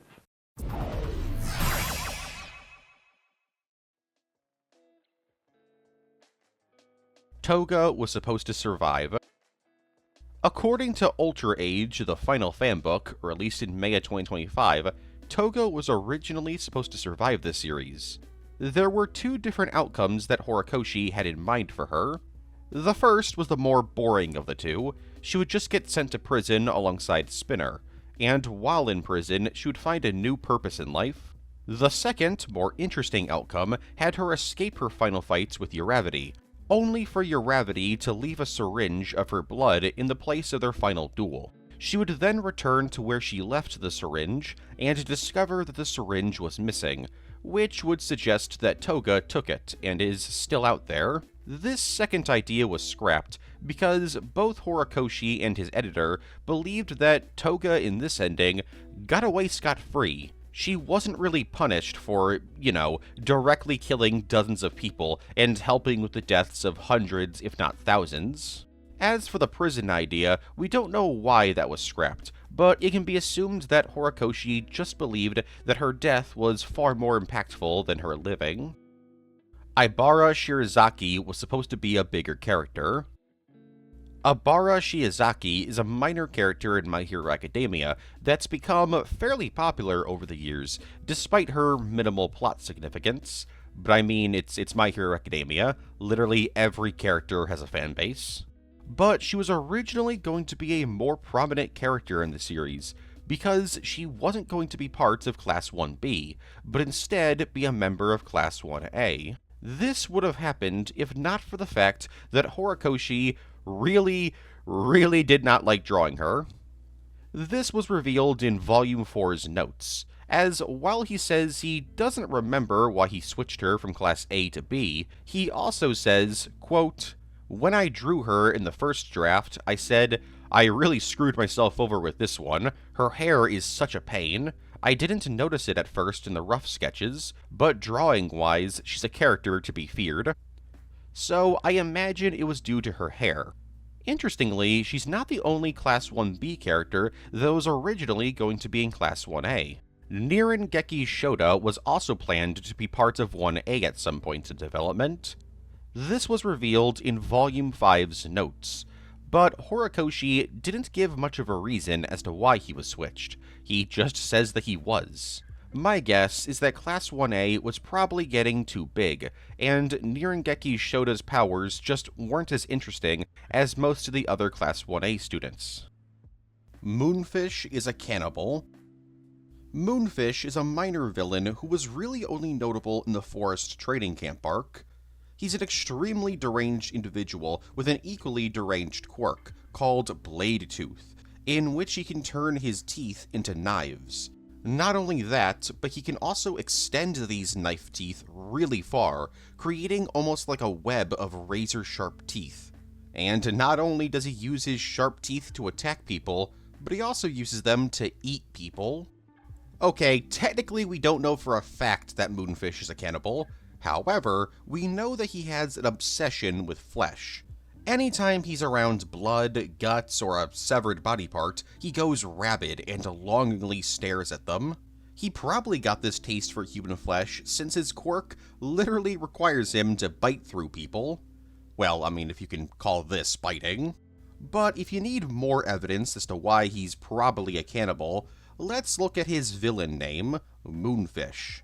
The moon part of his name most likely comes from the urban legend that full moons cause people to go crazy, which I'm pretty sure served as inspiration for werewolves. As for the fish part of his name, it's most likely a reference to Albert Fish, one of the most evil people to have ever lived. I'm not gonna go too into detail about him, but all I'll say is that he was a serial killer and cannibal who claimed to have eaten a child from every single state in the US. Albert Fish was also called the Moon Maniac and the Werewolf of Wisteria, which further connects him to Moonfish. So, yeah, Moonfish is most likely a cannibal, which is probably why he's a death row inmate. Official MCU cross-promotions. In promotion for Avengers Infinity War, released in April of 2018, Studio Bones partnered with Disney to promote both Infinity War and My Hero Academia with a series of videos and posters. These videos were very simple, with no new animation being made for them. They featured characters from My Hero Academia explaining the characters from the MCU, while footage of said character is played in the background. These videos include Deku talking about Captain America, Uravity talking about Black Widow, All Might talking about Hulk, Bakugo talking about Iron Man, Tenya talking about Doctor Strange, and Shoto talking about Thor. While no new art was made for these shorts, that doesn't mean there wasn't any new piece of art created for the promotional campaign, as a poster was created for My Hero Academia in the style of one of the Infinity War posters. 7 years later, in February of 2025, Bones and Marvel teamed up again to promote both the final season of My Hero Academia and the film Captain America Brave New World. Posters were created comparing Sam Wilson Captain America to Hawks, and a promotional video was even released. Though, unlike the previous collab videos, this was more of your traditional commercial, with the narrator promoting both franchises and comparing the two heroes, instead of Hawks talking about Sam's journey. Though Hawk's voice actor does narrate the commercial, so there's that, I guess. The original final arc. The original final arc of My Hero Academia was supposed to be a bit different. The original plan was for Bakugo to get One for All. During the final battle, Deku would give Bakugo One for All so that the two of them could defeat All for One. But this wouldn't be a permanent change, as after defeating All for One, One for All would fully return to Deku before eventually leaving Deku, resulting in an ending similar to what we got. Though, unlike the ending that we got, in which Deku is given a mech suit and continues being a hero, after years of being like, I give up, lol. In this original ending, Deku was supposed to stay a teacher. Yup, he wasn't supposed to become a hero again, and wouldn't have ended up dating anyone. This ending was meant to explore what it means to be the greatest hero, as Deku not only stopped All for One, but he also brought hope to the world, which means that he was the greatest hero, at least in the eyes of Horikoshi. Now, while we never got this quirkless Deku ending, we did kinda get the Bakugo getting One for All ending. If you thought that idea sounded similar to what happens at the end of Heroes Rising, there's a reason for that. Before development on the film, Horikoshi had scrapped this ending, and so gave the green light for Studio Bones to use it for the film. Shigaraki Reincarnation. In the final few chapters and episodes of My Hero Academia, we're introduced to a character named Koki Terumoto. He's a troubled kid with an extremely messed up background, as he was literally locked away by his family in their basement for years, due to the fact that his quirk was a bit freaky, and wasn't similar to any of his family's quirks. Now, his appearance led to some people to theorize that he's actually the reincarnation of Shigaraki, due to him looking vaguely like him. However, this just isn't true. For starters, Koki and Shigaraki lived at the same time. When we're introduced to Koki, he's already like 8 years old, and this is pre-time skip, so yeah, they had to have lived at the same time. Hell, in the anime, we can even see Shigaraki's ghost in the final episode. If Koki was a reincarnation, then there wouldn't be a ghost of Shigaraki. This whole theory stems from people misunderstanding the point of Koki. Koki could have become a Shigaraki-like villain, but he was treated with kindness, which showed society changing from after the final war arc. Hell, the old woman who helps Koki is explicitly the same lady who didn't help Shigaraki when he was a kid. The reason why Koki exists is to show society evolving and learning from the mistakes of the past. He's not a reincarnation of Shigaraki. Omagadoki Zoo. Releasing from July 2010 to April of 2011, Omagadoki Zoo is a short-lived manga series about a girl working at a zoo being thrown into an adventure in which she has to help a dude who's trapped in a rabbit's body get his own body back. Written by Horikoshi, this series, as I said, was pretty short-lived. But a decent amount of content from this series made its way into My Hero Academia. For example, several characters from the series returned in My Hero Academia. Some of these returning characters were basically just cameos, but others were fully fledged characters. For example, the minor character Toy Toy from My Hero Academia is named after and designed after the character Toy Toy from Omagadoki Zoo. Then there's the most well-known character who's crossed over into My Hero Academia, Ganga Orca, though the original version of the character was just called Sakamata, though this is actually Gang Orca's real last name. Then there's Yuwabami, who is a very special character. She's a pretty minor character in the series, but in Omagadoki Zoo, she was a snake that was turned into a person. And this version of the character is actually mentioned in the game My Hero Academia: The Strongest Hero, in which it's revealed that she's rumored to have lived in a zoo at one point. Finally, there's Hana, the protagonist of Omagadoki Zoo, who makes a very brief cameo in the second episode of My Hero Academia. She only appears in the show, not the chapter the episode is based on. Interestingly, Hawks was also supposed to be a reused character design. He was originally going to look like the character Takahiro. This would have happened if not for the existence of the film Heroes Rising, as the team behind that film really liked that design and asked Horikoshi if they could use the design for a character in the film. And so Horikoshi said yes, and Hawks' design was changed. And yes, the character who uses Takahiro's design in Heroes Rising is also named Takahiro. So you're probably wondering now, does this mean that Omagadoki Zoo is canon to My Hero Academia? No. Horikoshi just reused designs from his older works because he liked their designs and he wanted to pay tribute to this series. You can't force a dream onto someone else, Dad! Yes, I can! I can force a dream on you! Why are you yelling? Because it's a good dream!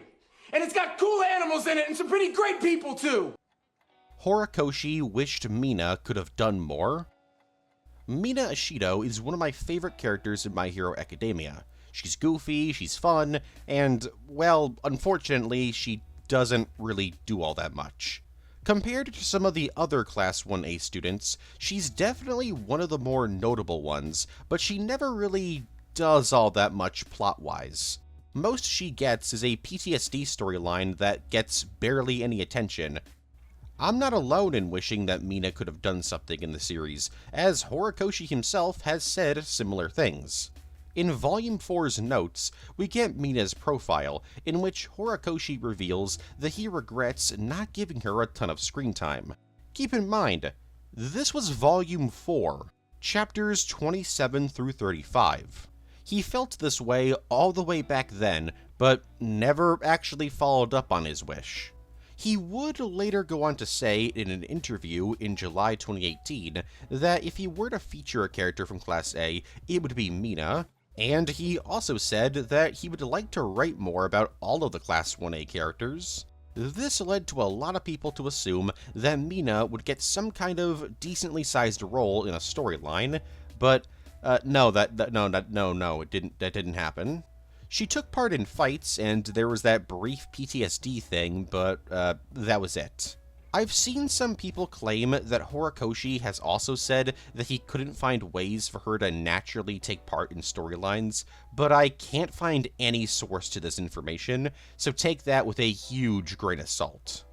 So yeah, Horikoshi wanted to do more with Mina, but ultimately it never did. You'd think that Studio Bones would see all of this and think, maybe we could focus the OVAs and films more on the other class members instead of the main characters, so we can, flesh them out some more. But no, outside of the baseball OVA and Suyu's Snake Friend OVA, they never did. Favorite foods. Thanks to Horikoshi, we know the favorite foods of quite a lot of My Hero Academia characters. I always like it when manga authors do this kind of stuff. Makes the characters feel more real, and sometimes it's just really, really funny. So here's the favorite foods of a bunch of My Hero Academia characters. Deku's favorite food is katsudon. Uravity's favorite food is mochi. Shoto's favorite food is cold soba. Tenia's favorite food is beef stew. Suyu's favorite food is jelly. Eraserhead's favorite food is salty licorice. Present Mike's favorite food is fried chicken. Tokoyami's favorite food is apples. Mina's favorite food is a tie between natto and okra. Togata's favorite food is ramen. Mount Lady's favorite food is peaches. Kaminari's favorite food is hamburgers. Mei's favorite food is chocolate. Shoji's favorite food is a tie between takoyaki and a squid ink pasta. Endeavor's favorite food is kuzo mochi. Rumi's favorite food is carrots, obviously. And finally, Moonfish's favorite food is people. My Hero 1's Justice 2 Midnight Censorship. When Midnight was announced to be a DLC character in My Hero 1's Justice 2, fans were pretty excited, but then they saw her character model, which kinda censored her. Yeah, they made it so that her black leotard also covers the bottom of her breasts, making it look almost like a bunny girl costume. And people were really, really mad about this for some reason. Like, genuinely, I don't get it. She looks fine. Before I talk about my own thoughts on the controversy, let me explain why this change was made. This was done to appease the game age rating system in Japan, known as Zero, along with America's ESRB rating and the EU's PEGI rating. As while Midnight is fully clothed in her outfit, because it's a skin-tight white outfit, developers on the game were worried that her design might upset these rating systems, so they slightly tweaked her design. In my opinion, this change is fine. In fact, I actually think it makes her design look better. I don't understand why people were claiming that they were trying to make her less sexy looking or whatever, especially since she now looks like she's wearing part of a bunny girl outfit. Hell, look at her intro. They had no issue with showing that she's a very sexual character. People will just whine about anything these days, I swear. White Cat Project. In February and March of 2022, My Hero Academia crossed over with the mobile game White Cat Project. 4 characters were playable: Deku, Bakugo, Shoto, and Uravity, though they weren't the only characters that crossed over, as Shigaraki also appeared in the game as a boss fight. All Might also appeared in the game as an NPC. Gameplay-wise, White Cat Project is a bit different from most of the other mobile game crossovers I've talked about in videos, because it's not a turn-based RPG, but instead an action game where you can freely move around to small environments. Still got a gacha system though, so it's not that different. There was actually a new limited-time gameplay edition exclusive to this event, called Plus Ultra, which allowed you to go Plus Ultra by pressing a button after you fill up a gauge. This would boost your character's stats for a bit, and allow you to do super moves. Now, what's the story of this crossover? Well, I wish I could tell you. White Cat Project did have a Western release, but it lasted only a year from July 2015 to October 2016, so it obviously never got to the My Hero Academia event, meaning that this story is entirely in Japanese. From what I've been able to gather, the story follows Deku and crew getting transported to yet another fantasy world, where they have to work together with the heroes of White Cat Project to battle monsters and bad guys. And at some point in their adventure, Shigaraki is also transported to this reality, so they gotta fight him too. And by the end of the story, all the characters are sent back to their own world. Tokyo Joypolis. Joypolis is a series of indoor amusement parks created by Sega located in Japan and China. Since they're created by Sega, they have a very strong focus on Sega franchises. You can play Sega arcade games, go on Sega-themed rides, and buy Sega-themed items. They seem pretty neat, but they haven't been super successful. Out of the 11 created, only 4 Joypolis locations still exist.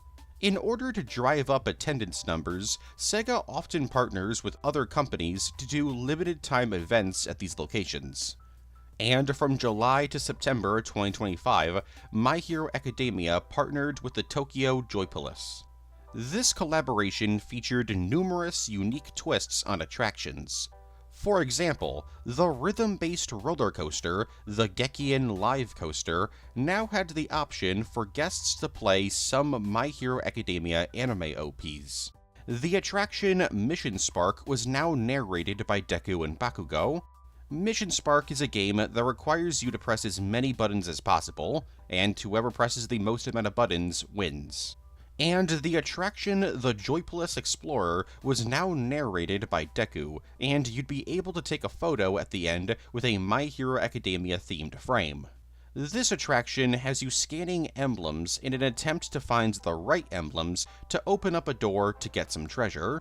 And of course, there were some My Hero Academia food items, like the Deku's Full Cowl Dog, which was basically just a hot dog with avocado sauce and parsley, Bakugo's AP Potato, which seems to be a baked potato with cheese and chili sauce, Uravity's Dress-Up Starring Sky Pancakes, which are just pancakes, Shoto's Blazing Fist Churritos, which are just churritos with strawberry sauce and sugar, Kirishima's Something Something Dog, which was some kind of dish involving fried chicken, ketchup, and a hot dog bun.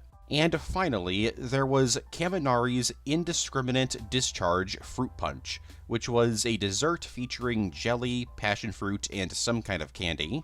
This is like the worst possible name for a food. Why in God's name would you name something Indiscriminate Discharge?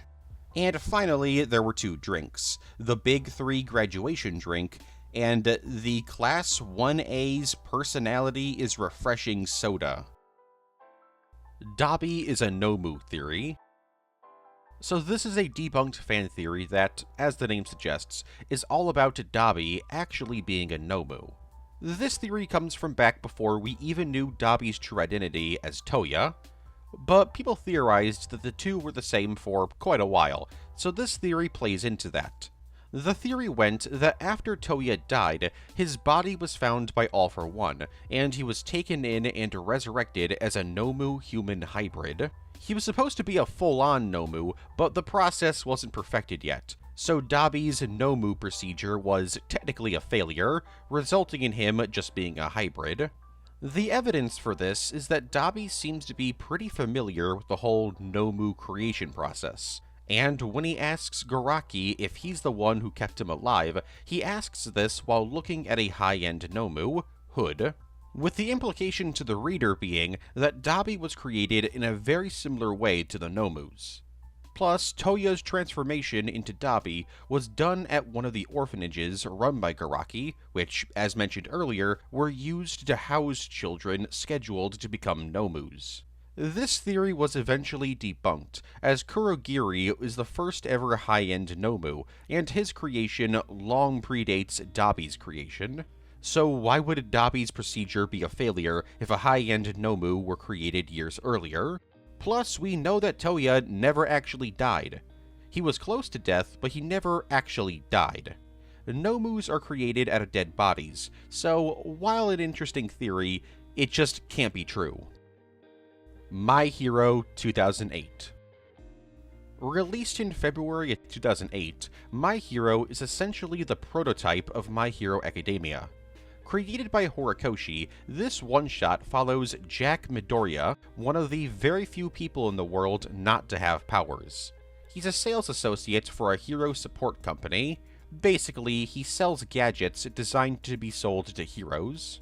Despite not having powers, Jack decides to try and become a hero through vigilante justice at night. He does an alright job, I guess, until the hero Snipe sees him and makes fun of him for being a powerless hero. But later, Jack battles a monster and proves Snipe right, as he actually gets his ass handed to him. But Jack doesn't give up, and when the same monster defeats Snipe, Jack jumps back into the fight, and they defeat the monster. Jack then inspires Snipe to be a better hero, and the story ends. Should also mention that Jack is extremely sick with some kind of illness that isn't your average cold. As you can tell, a lot was changed from My Hero. Jack got de-aged and was given a power. The hero support company became UA High School. The monsters of My Hero were completely changed to become actual characters, villains. And Snipe, who was secretly Jack's inspiration to become a hero, Positive, was changed into All Might. Though a character named Snipe was introduced into My Hero Academia as a nod to this character. Side note, there's a superhero team in this story called the Freshness Squadron, and each hero is designed after a vegetable, like a potato, cabbage, eggplant, tomato, and radish. I really wish Horikoshi had these guys appear in My Hero Academia. They're basically a superhero version of the Fruit of Loom mascots. My Hero Academia, The Real 4D. From March to August of 2024, Universal Studios Japan had an attraction titled My Hero Academia, The Real 4D. The story of the attraction is that Deku and friends go to a concert to act as security, but uh-oh, a super scary evil bad guy shows up, and the heroes gotta fight him, and they eventually start playing a song together. The villain of the attraction is a dude named Guitar Mind, who has the ability to affect people's moods with music. He actually attacks the audience with this ability as part of his final gig, but Deku and crew convince him to stop being evil, and I guess he doesn't go to jail. Honestly, Guitar Mind looks more like a Danny Phantom OC than a My Hero Academia character. Being that the attraction was 4D, characters from the show would sometimes fly into the audience, and audience members would sit in shaking chairs and get hit with water occasionally. While waiting for the attraction to start, you were hit by a bunch of in-universe advertisements, which are pretty neat. There's an application to UA High School, some kind of beauty seminar with Mount Lady and Midnight, a radio station run by Present Mike, a festival being hosted by Fat Gum, a hero ranking prediction event, and a fashion show hosted by Best Jeanist. There was also a bunch of food at the park themed around My Hero Academia, like Bakugo's Explosion Minced Pork Bun, the All Might Pork Cutlet Sandwich, the All Might Detroit Smash Lemon and Passion Fruit Soda, Shoto's half-chilled and half-burned Fromage Blanc Orange and Spice, and the Deku One-for-All Chocolate Pistachio Chorito. Unfortunately, as mentioned earlier, the attraction was shut down in August of 2024, so the only way to experience it now is via videos online, but obviously it's not the same experience, since you don't have all the 4D stuff. Stumble Guys. In July 2024, My Hero Academia crossed over with Stumble Guys, a maybe ripoff of Fall Guys? I don't know, and honestly, I don't actually care. This collab featured 8 skins for your Stumble Guy to use, these being Deku, All Might, Uravity, Shoto, Bakugo, Tsuyu, Shigaraki, Stain, and My Hero Academia fan, my favorite character. But it wasn't just these skins that were added to the game. An entire new map was added to the game called the Hero Exam map. Taking inspiration from Ground Beta, you race your opponents through the city, all while giant robots from the series try and stop you. Not only were there a bunch of skins in the collab and a brand new map, but there was also quirks added to the game. Granted, they were only available in the Hero Exam map, but still, that's pretty neat. These quirks included a frog-like ability, giant growing ability, ice-based ability, explosion-based ability, and One for All. These 2 IPs would cross over one more time in 2025. The Hero Exam map and all of the skins returned, along with a brand new skin, that being Professor All Might, who even had an animation that let you transform between All Might's 2 different forms. Stage plays. My Hero Academia has had 4 different stage plays over the years. The first musical was titled My Hero Academia The Ultra Stage. Running from April 12th to April 29th, 2019, this musical adapts the first 44 chapters of the manga, so right up until the sports festival. And yes, all 4 of these stage plays are musicals. The second musical, titled My Hero Academia The Ultra Stage, A True Hero plus Ultra Version, covers chapters 45 through 70, ending with the mall scene with Deku and Shigaraki. This musical first began running through March of 2020, but due to COVID, the production was delayed until July of 2020, only for it to be delayed again until December of 2021, where it would finally be produced. The third musical covered chapters 70 to 95, and was titled My Hero Academia The Ultra Stage Symbol of Peace. It ran from April 9th to May 8th, 2022.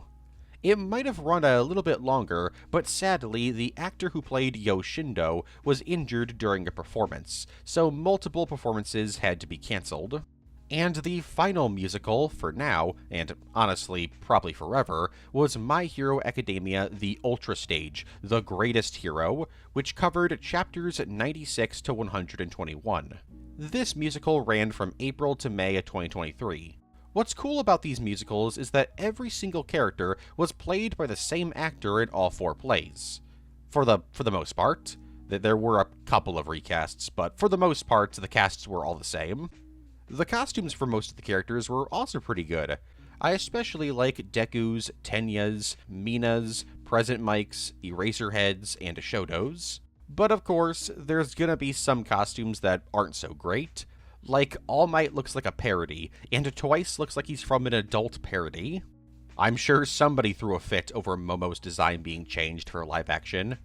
Midnight, on the other hand, has a much more explicit design, as her suit is now skin-colored.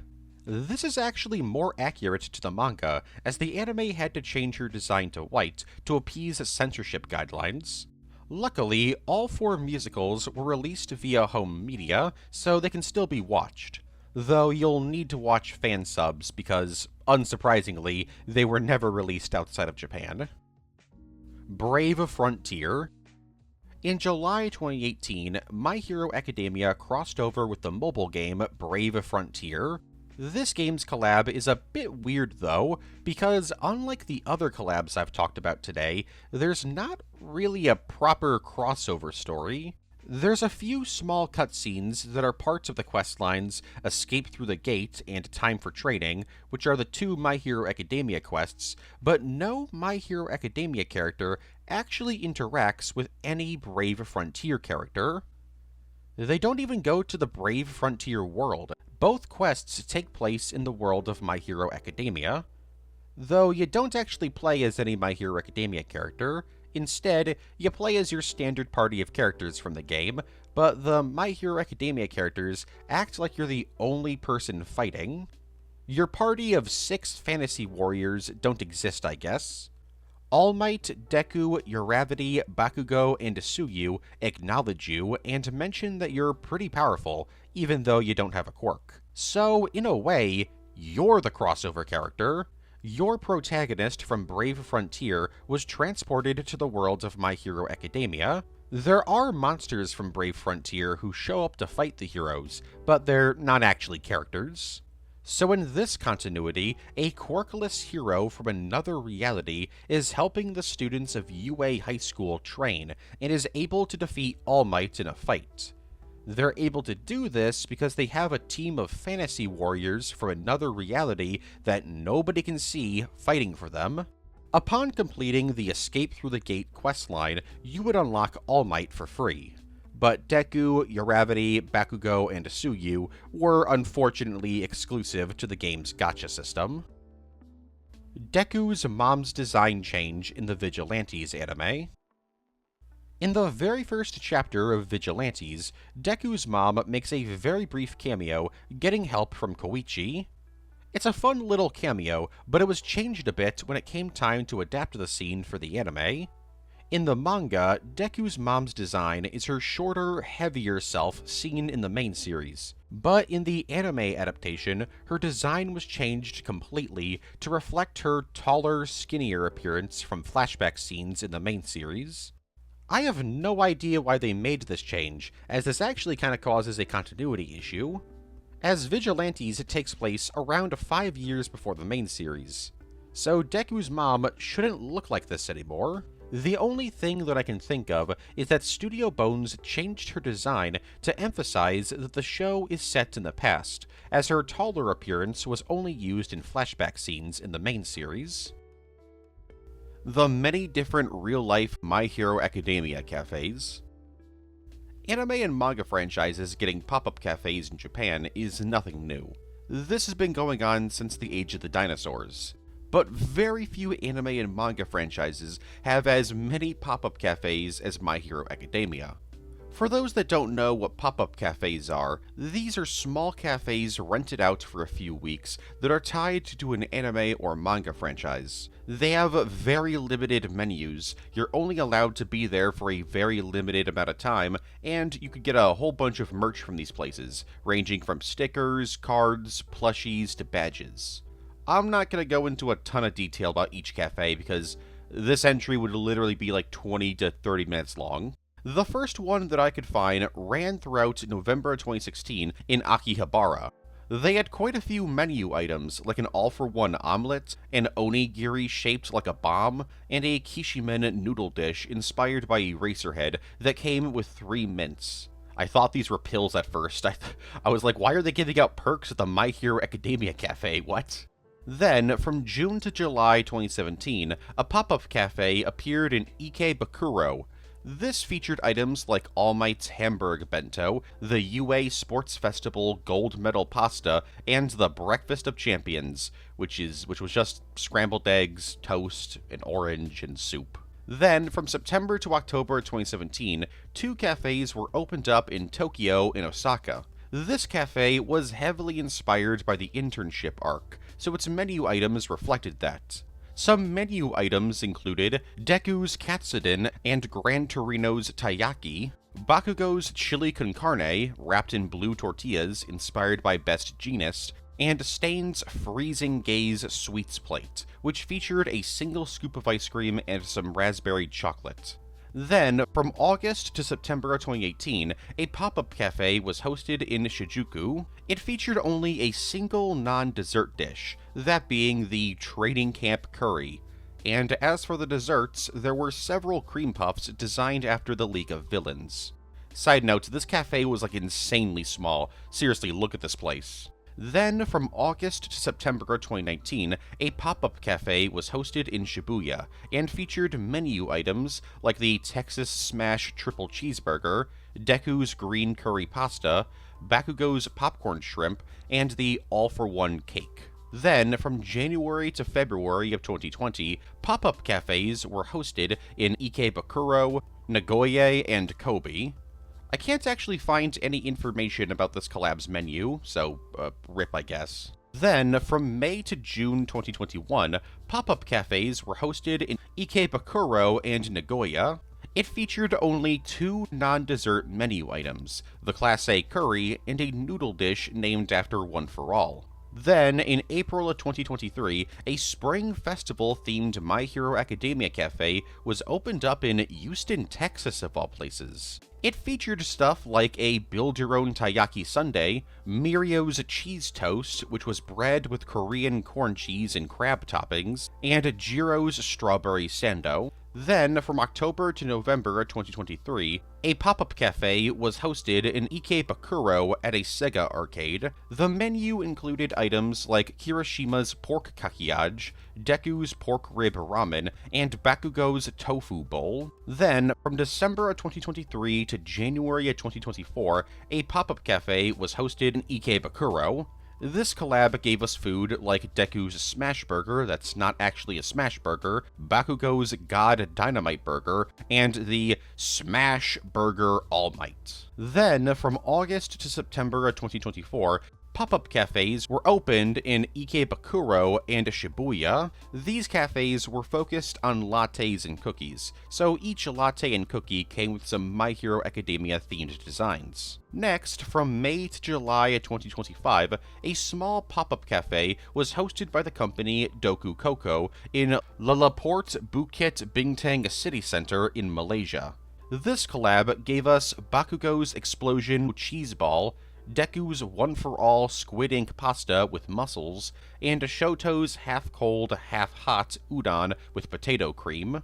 Next, from June to August of 2025, a small pop-up cafe was hosted in the Creative Museum at Tokyo. This featured a ton of noodle-based dishes, like Dabi's cold white miso soy milk noodles, Shigaraki's curry squid ink pasta, Uravity's cold grated noodles, and Shoto's cold cheese cream noodles.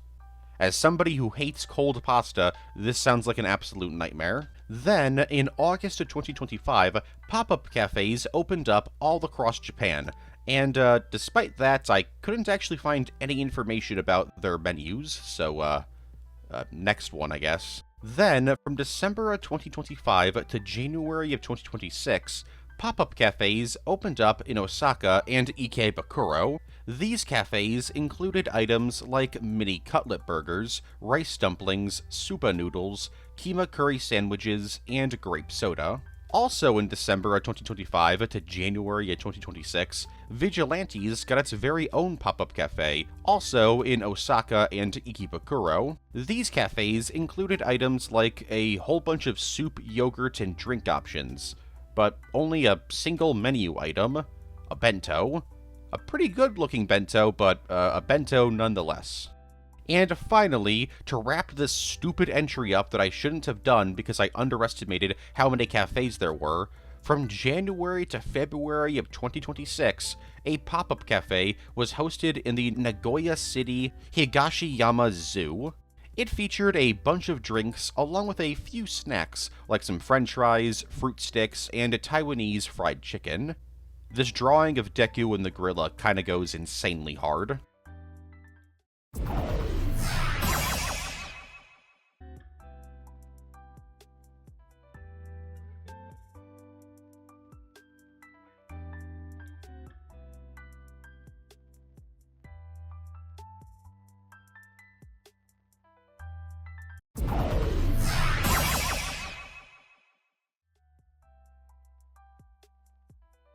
The weird copyright problem with My Hero One's Justice.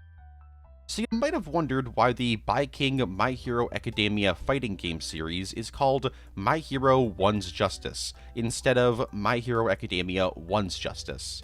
Especially since in Japan, that's what the name of the series is. So why can't it be called that in the rest of the world? Well, there actually has been a reason given, but it's obviously not true. Bandai Namco brand manager Randy Lee once said that the name was changed to, quote, open up the opportunity to develop original content still true to the series, but something that's specific for our game. But the true reason is most likely some kind of copyright or trademark issue. Stuff like this has happened before with other anime video games. For example, Omega Force's 2 Attack on Titan games had to have their names changed for PAL regions. The first game was retitled AOT Wings of Freedom, and the second was just called AOT 2, and this was done due to trademark issues. Spider-Man, Superman, and Wolverine exist in My Hero Academia. In Chapter 1 of My Hero Academia, we see the silhouettes of various superheroes, like Kamen Rider, Ultraman, Superman, Wolverine, Spider-Man, and Devilman. This seems to imply that all of these heroes existed at some point in the world of My Hero Academia, though on the other hand, it's obvious that this was just done as a little Easter egg.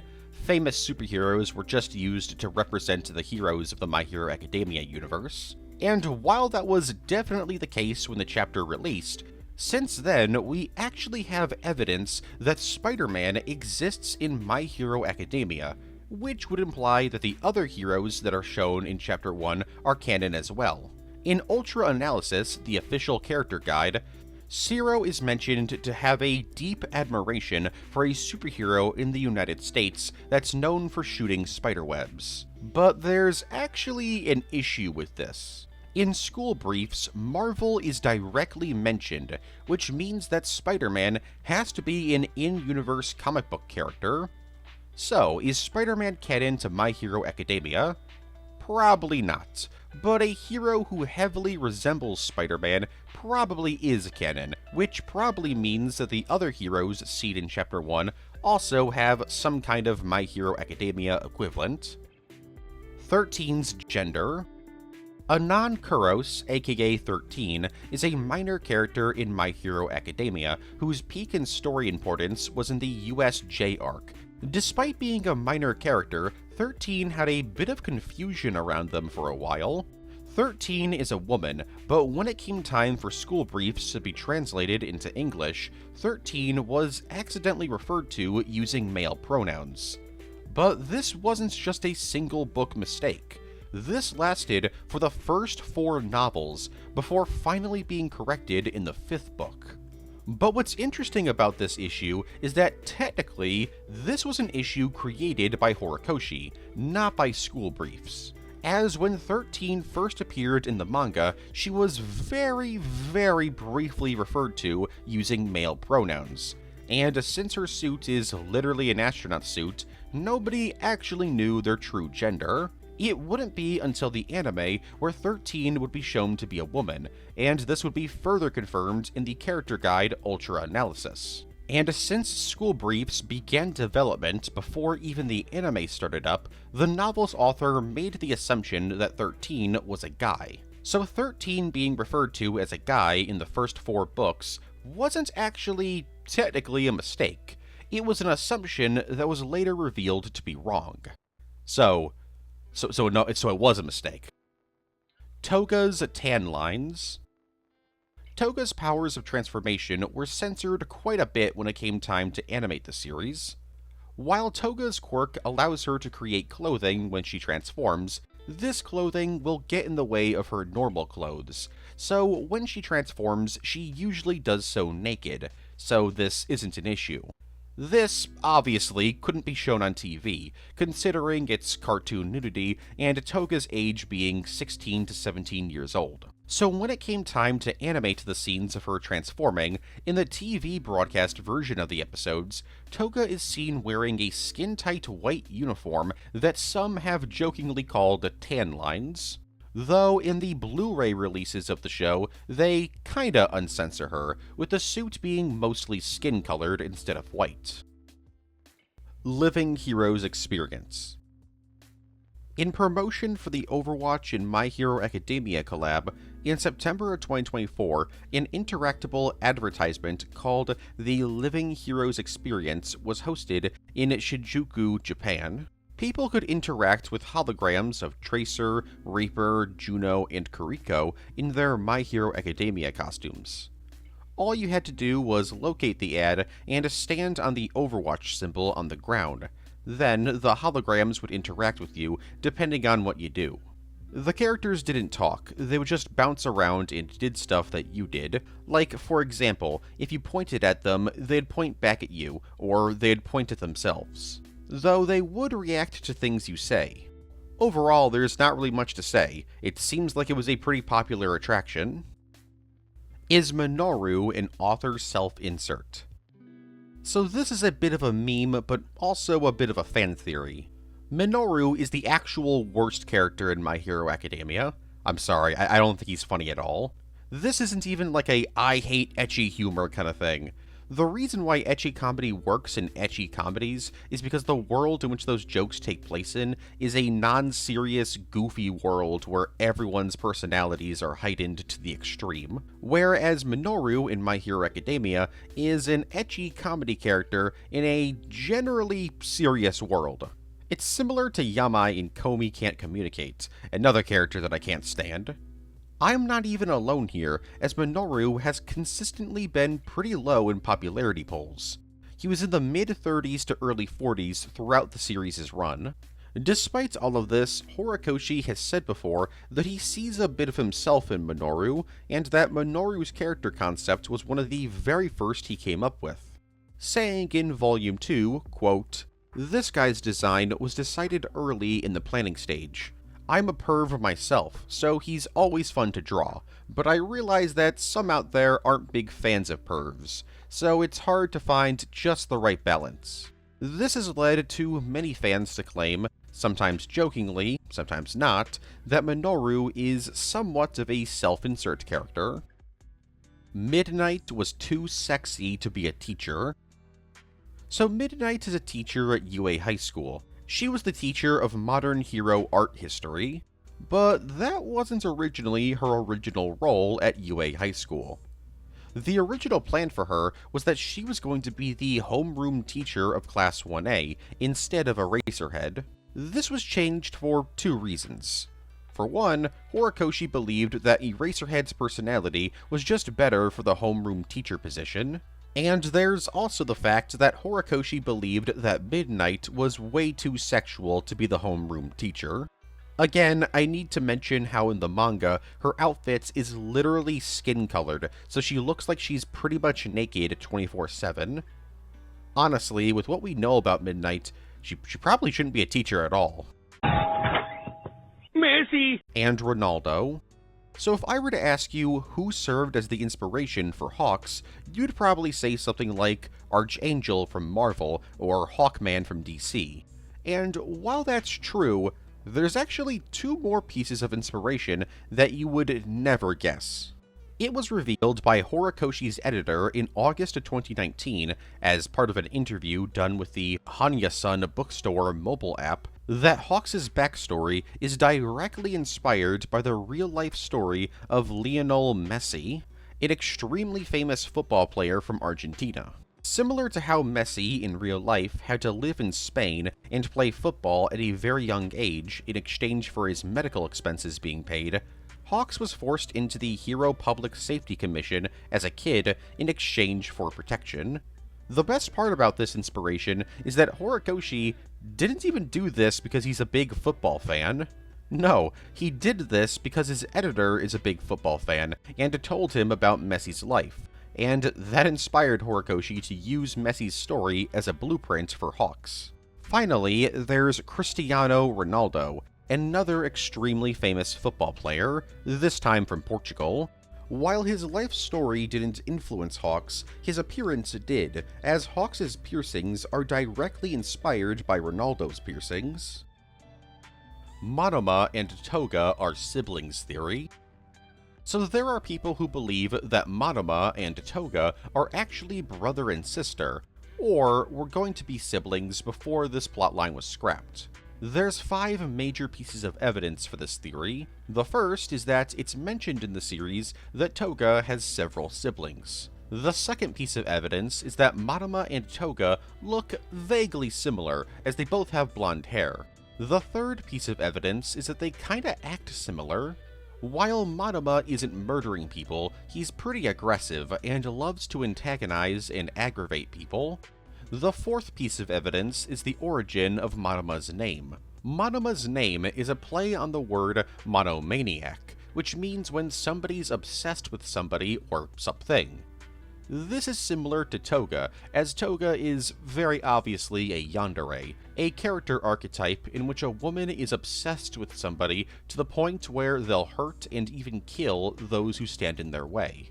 And the fifth piece of evidence, which is definitely the best piece of evidence in my opinion, is that Toga's quirk, Transform, and Monoma's quirk, Copy, are pretty similar. Toga can transform her body by consuming somebody's blood, and can even temporarily use the quirks of those she's drinking the blood of, if she knows enough about the quirk, and she has to love the person that she's using the quirk of. Meanwhile, Monome can copy somebody's quirk for up to 10 minutes, and can even hold up to 4 quirks at the same time. So they look similar, kinda act similar, both are related to obsession, and have similar quirks. Case closed, right? Well, no. The two never interact in the entire series, and we don't even know if Monoma has siblings. Some have argued that this was originally going to be revealed, but due to Monoma being a very unpopular character, especially compared to Toga, this idea was cut very early in development. If this theory is true, then this plot must have been scrapped extremely early on, because nothing about Toga or Monome's early appearances suggest that they're related. Extraordinary Ones. In October of 2018, My Hero Academia crossed over with the mobile game Extraordinary Ones. This was a mobile MOBA game centered around 5v5 combat. Deku, All Might, and Bakugo were all added to the game as fully playable characters with their own stats and abilities. They even had their own costumes, which is not something that a lot of collabs do, though it is strange that Deku and Bakugo's default costumes were their school uniforms, and their hero suits were the alternate costumes. Because it was a MOBA game, there wasn't actually a story or quest related to this crossover in any way. This crossover was simply that these characters were added to the game and you could get them either by purchasing them using premium currency or through the game's gacha system. But none of that really matters anymore, as you can't actually play as any of the My Hero Academia characters anymore, as Extraordinary Ones was shut down in 2025. Momo would have worn even less clothing if she was allowed to. The character designs of My Hero Academia are often the most praised part of the franchise, but that doesn't mean that every character's design is beloved by everyone. Momo, for example, has an extremely controversial design, as her suit is very open, despite the fact that the character is 15 to 16 years old throughout the story. There is an in-universe explanation for this design, that being the fact that her quirk requires her to show skin, as she can create objects from her skin. But for some reason, she gets a design that covers her chest up completely when she's an adult. Shouldn't it be the other way around? Like, this should be her, teenage costume, and the teenage costume should be her adult costume? Whatever, the point is that Momo's design is controversial. Horikoshi has commented on her costume, but not in the way you'd think. According to Horikoshi, in Volume 8 of My Hero Academia, Momo would have had her costume be made even more revealing if she was allowed to. She wasn't allowed to, as there are rules and restrictions in the My Hero Academia universe for how little clothing a hero can wear. This is why, for example, Midnight has to wear clothes. As for Toru, I don't know, man. I don't know. One Punch Man is canon. In Chapter 424, we get a pretty unexpected cameo from a character from another series. In the montage of the aftermath of the final war arc, you can see Koichi, the protagonist of My Hero Academia Vigilantes. Oh yeah, and you can also see Tatsumaki from One Punch Man. While this cameo isn't as obvious as Denji from Chainsaw Man's cameo, this character in the background has the same hair, costume, and powers of Tatsumaki, so it's pretty obvious that this is supposed to be a nod to her. Hell, it looks like she might even have a similar height to her. Further evidence to this being a Tatsumaki cameo is the fact that when this scene was adapted in the anime, the character's design was changed. This is just like how Denji's cameo was changed due to copyright concerns. So this little cameo has led to some people to believe that One Punch Man is canon to My Hero Academia, and while that's more likely than Chainsaw Man being canon, this also doesn't really work. The worlds of My Hero Academia and One Punch Man just don't align. Maybe One Punch Man happened in the past, and this lady is actually the daughter or granddaughter of Saitama and Tatsumaki? Oh, that's not a canon ship. Then why is it that when I look in the dictionary, it says it is? Native. Native is an extremely minor character, only seen in a handful of chapters and episodes. His only real plot significance is that he's one of the heroes that Stain almost kills. Despite being such a minor character, there's a bit of a mystery and even some controversy around the character. As for the mystery part, nobody knows what his quirk is. He's one of the very few pro-heroes in the series that has a name and some kind of plot significance that we don't know the quirk of. A lot of people assume that his quirk has something to do with magic, or something that's stereotypically associated with Native Americans, due to the fact that his hero name is Native, and he dresses like a stereotypical Native American warrior. As for the controversy side of things, some have wondered if Native is Japanese. Which, if he is, wearing a stereotypical Native American costume and calling yourself Native is, a bit strange, to put it lightly. But if he is Native American, then it's whatever, I guess. But there's no real information about him, his race, his quirk, or even his real name. All we have is his hero name, Native. Maybe the reason why Stain wanted to kill Native was because he thought his whole shtick of wearing stereotypical Native American gear was offensive. Tiger and Bunny is canon theory. Tiger and Bunny is an anime franchise about superheroes, and because of this, there's been a theory that Tiger and Bunny is canon to My Hero Academia, with most believers in the theory believing that the series is set way earlier in the timeline and is about the second or third generation of heroes. Which is why in Tiger and Bunny, people with superpowers are still a minority. Fans of the theory point to the focus of commercialization in Tiger and Bunny as evidence that the two series are connected, as that series is all about heroes and the media manipulating events for entertainment, and heroes take a whole bunch of sponsorships. The idea being that this will eventually evolve into hero agencies in My Hero Academia taking advertisement deals. However, this is where I gotta kill the theory, as it doesn't really work for a number of reasons. For starters, we know that quirks in My Hero Academia began sometime in the 21st century, whereas Tiger and Bunny takes place in an alternate 1970s.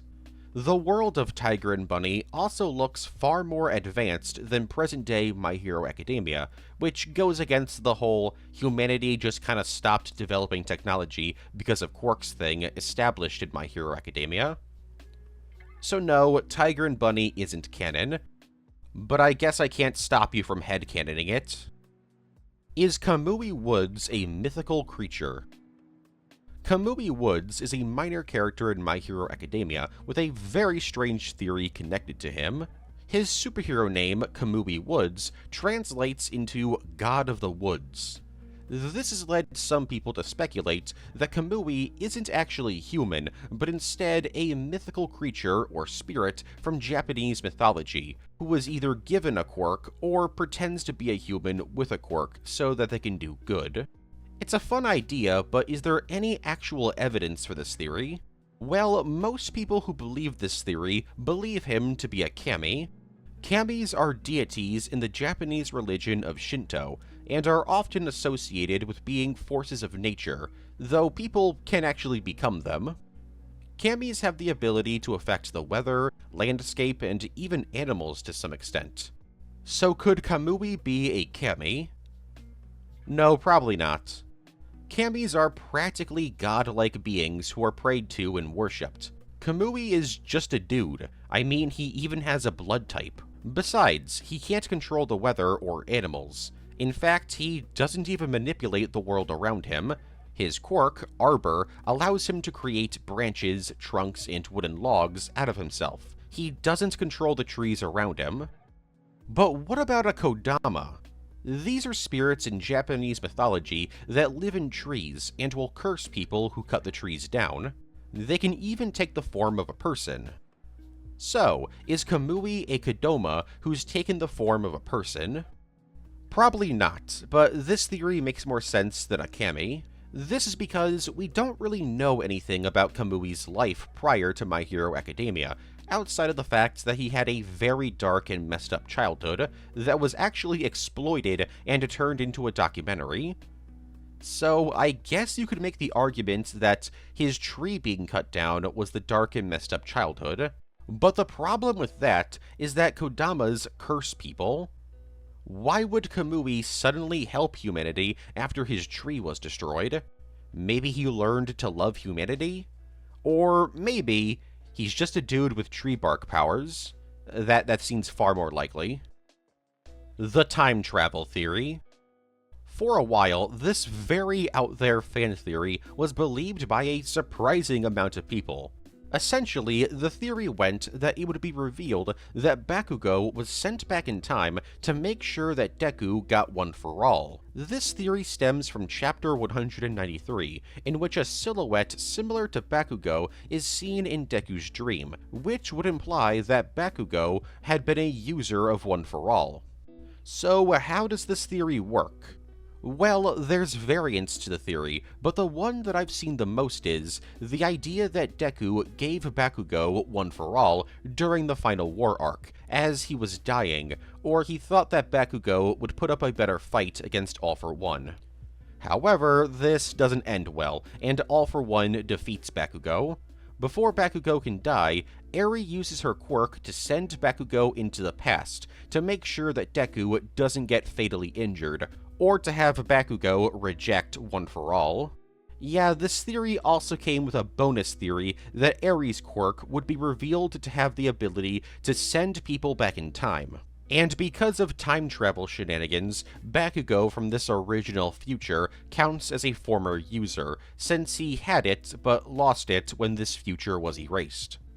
Another popular variant of the theory is that after defeating All for One, Deku would give Bakugo one for all, and then, decades later, Eri would send Bakugo back in time so that he was the second user of one for all, so that he could then give it to the third user of one for all, and then eventually Deku would get it.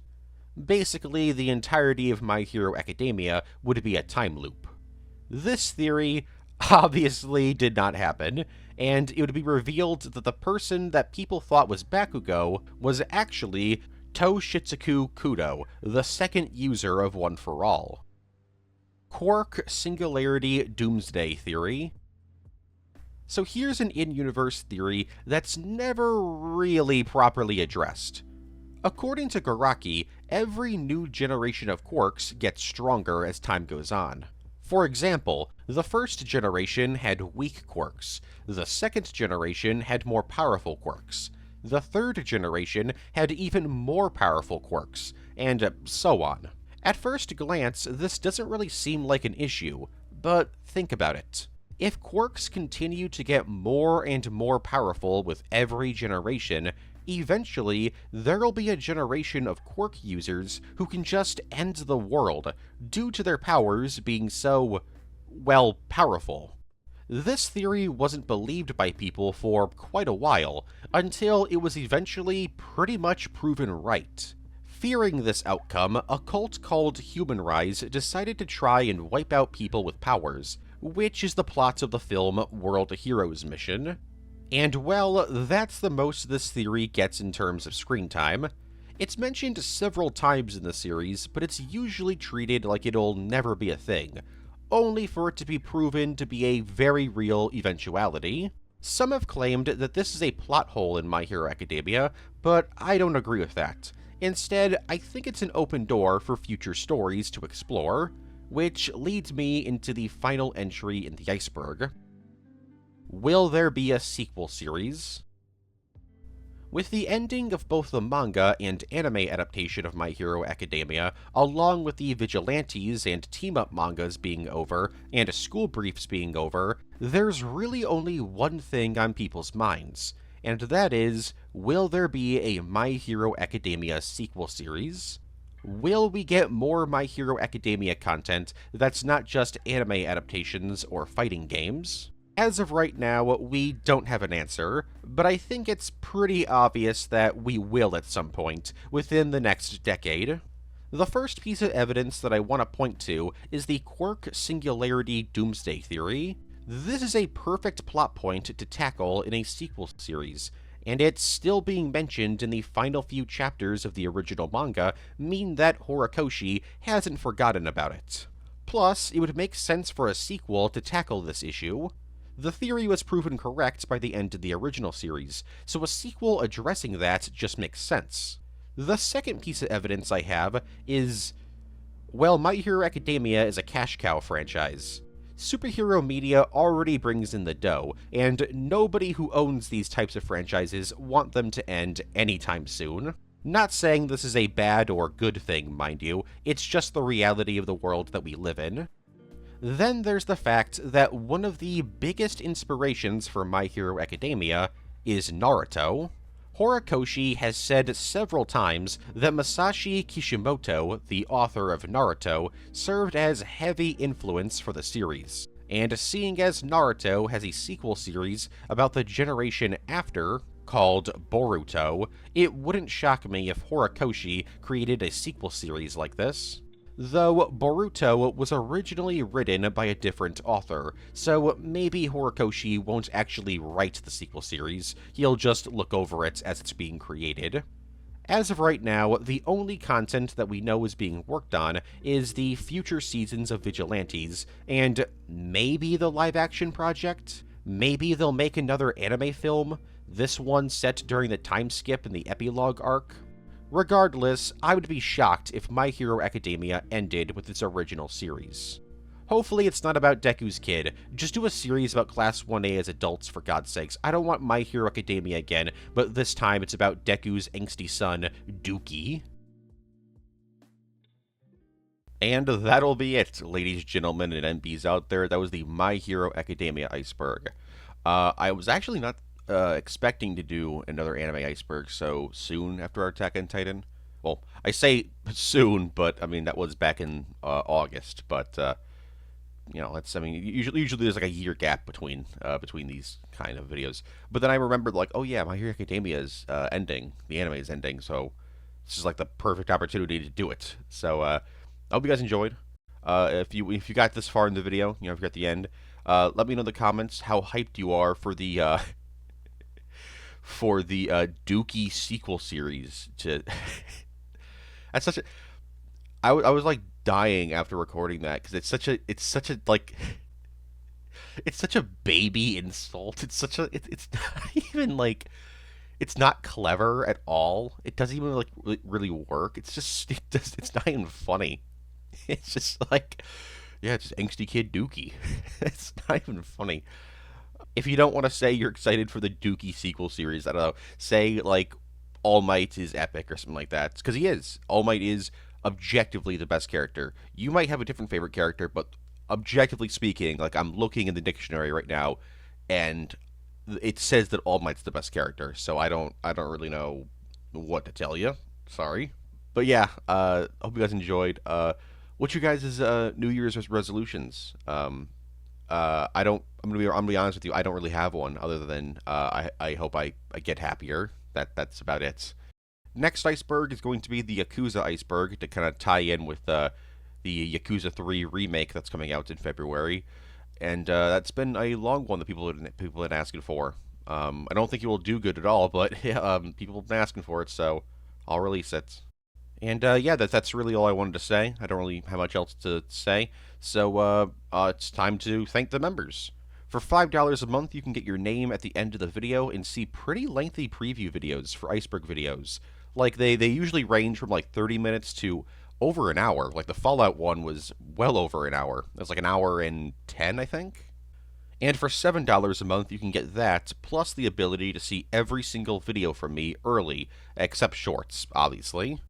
So huge shout out to my members: Maurice Deceased, Steven, Adam Depp, Digital Medic, Lone Thunder, The Mr. Train Track, Cowboy Tuba, King Fenrir 1987, Solid Fricky, Moxie, That's J, Cody Lester, Goat449, Killam, Hunter Gentle, V. Evans, Nora, Jacob Evans, Milo the Mighty, Mano, Guardian of Brooklyn, J-Max Air, Domeshot 529, Sailor Stell, Papega, Infinity Mark, Vel V, Nathan Tench, Games with Toasty, The Epic Rager, Titanoboa Hunter, Super Blake Films, Daniel Valle, Spencer Estes, Alan Hamilton, John McIntyre, Timorum Nile, Jamin Miller, Corvus Seraph, Gavin Grizzle, F. Mert, The Old Gang, Your Local Hitman,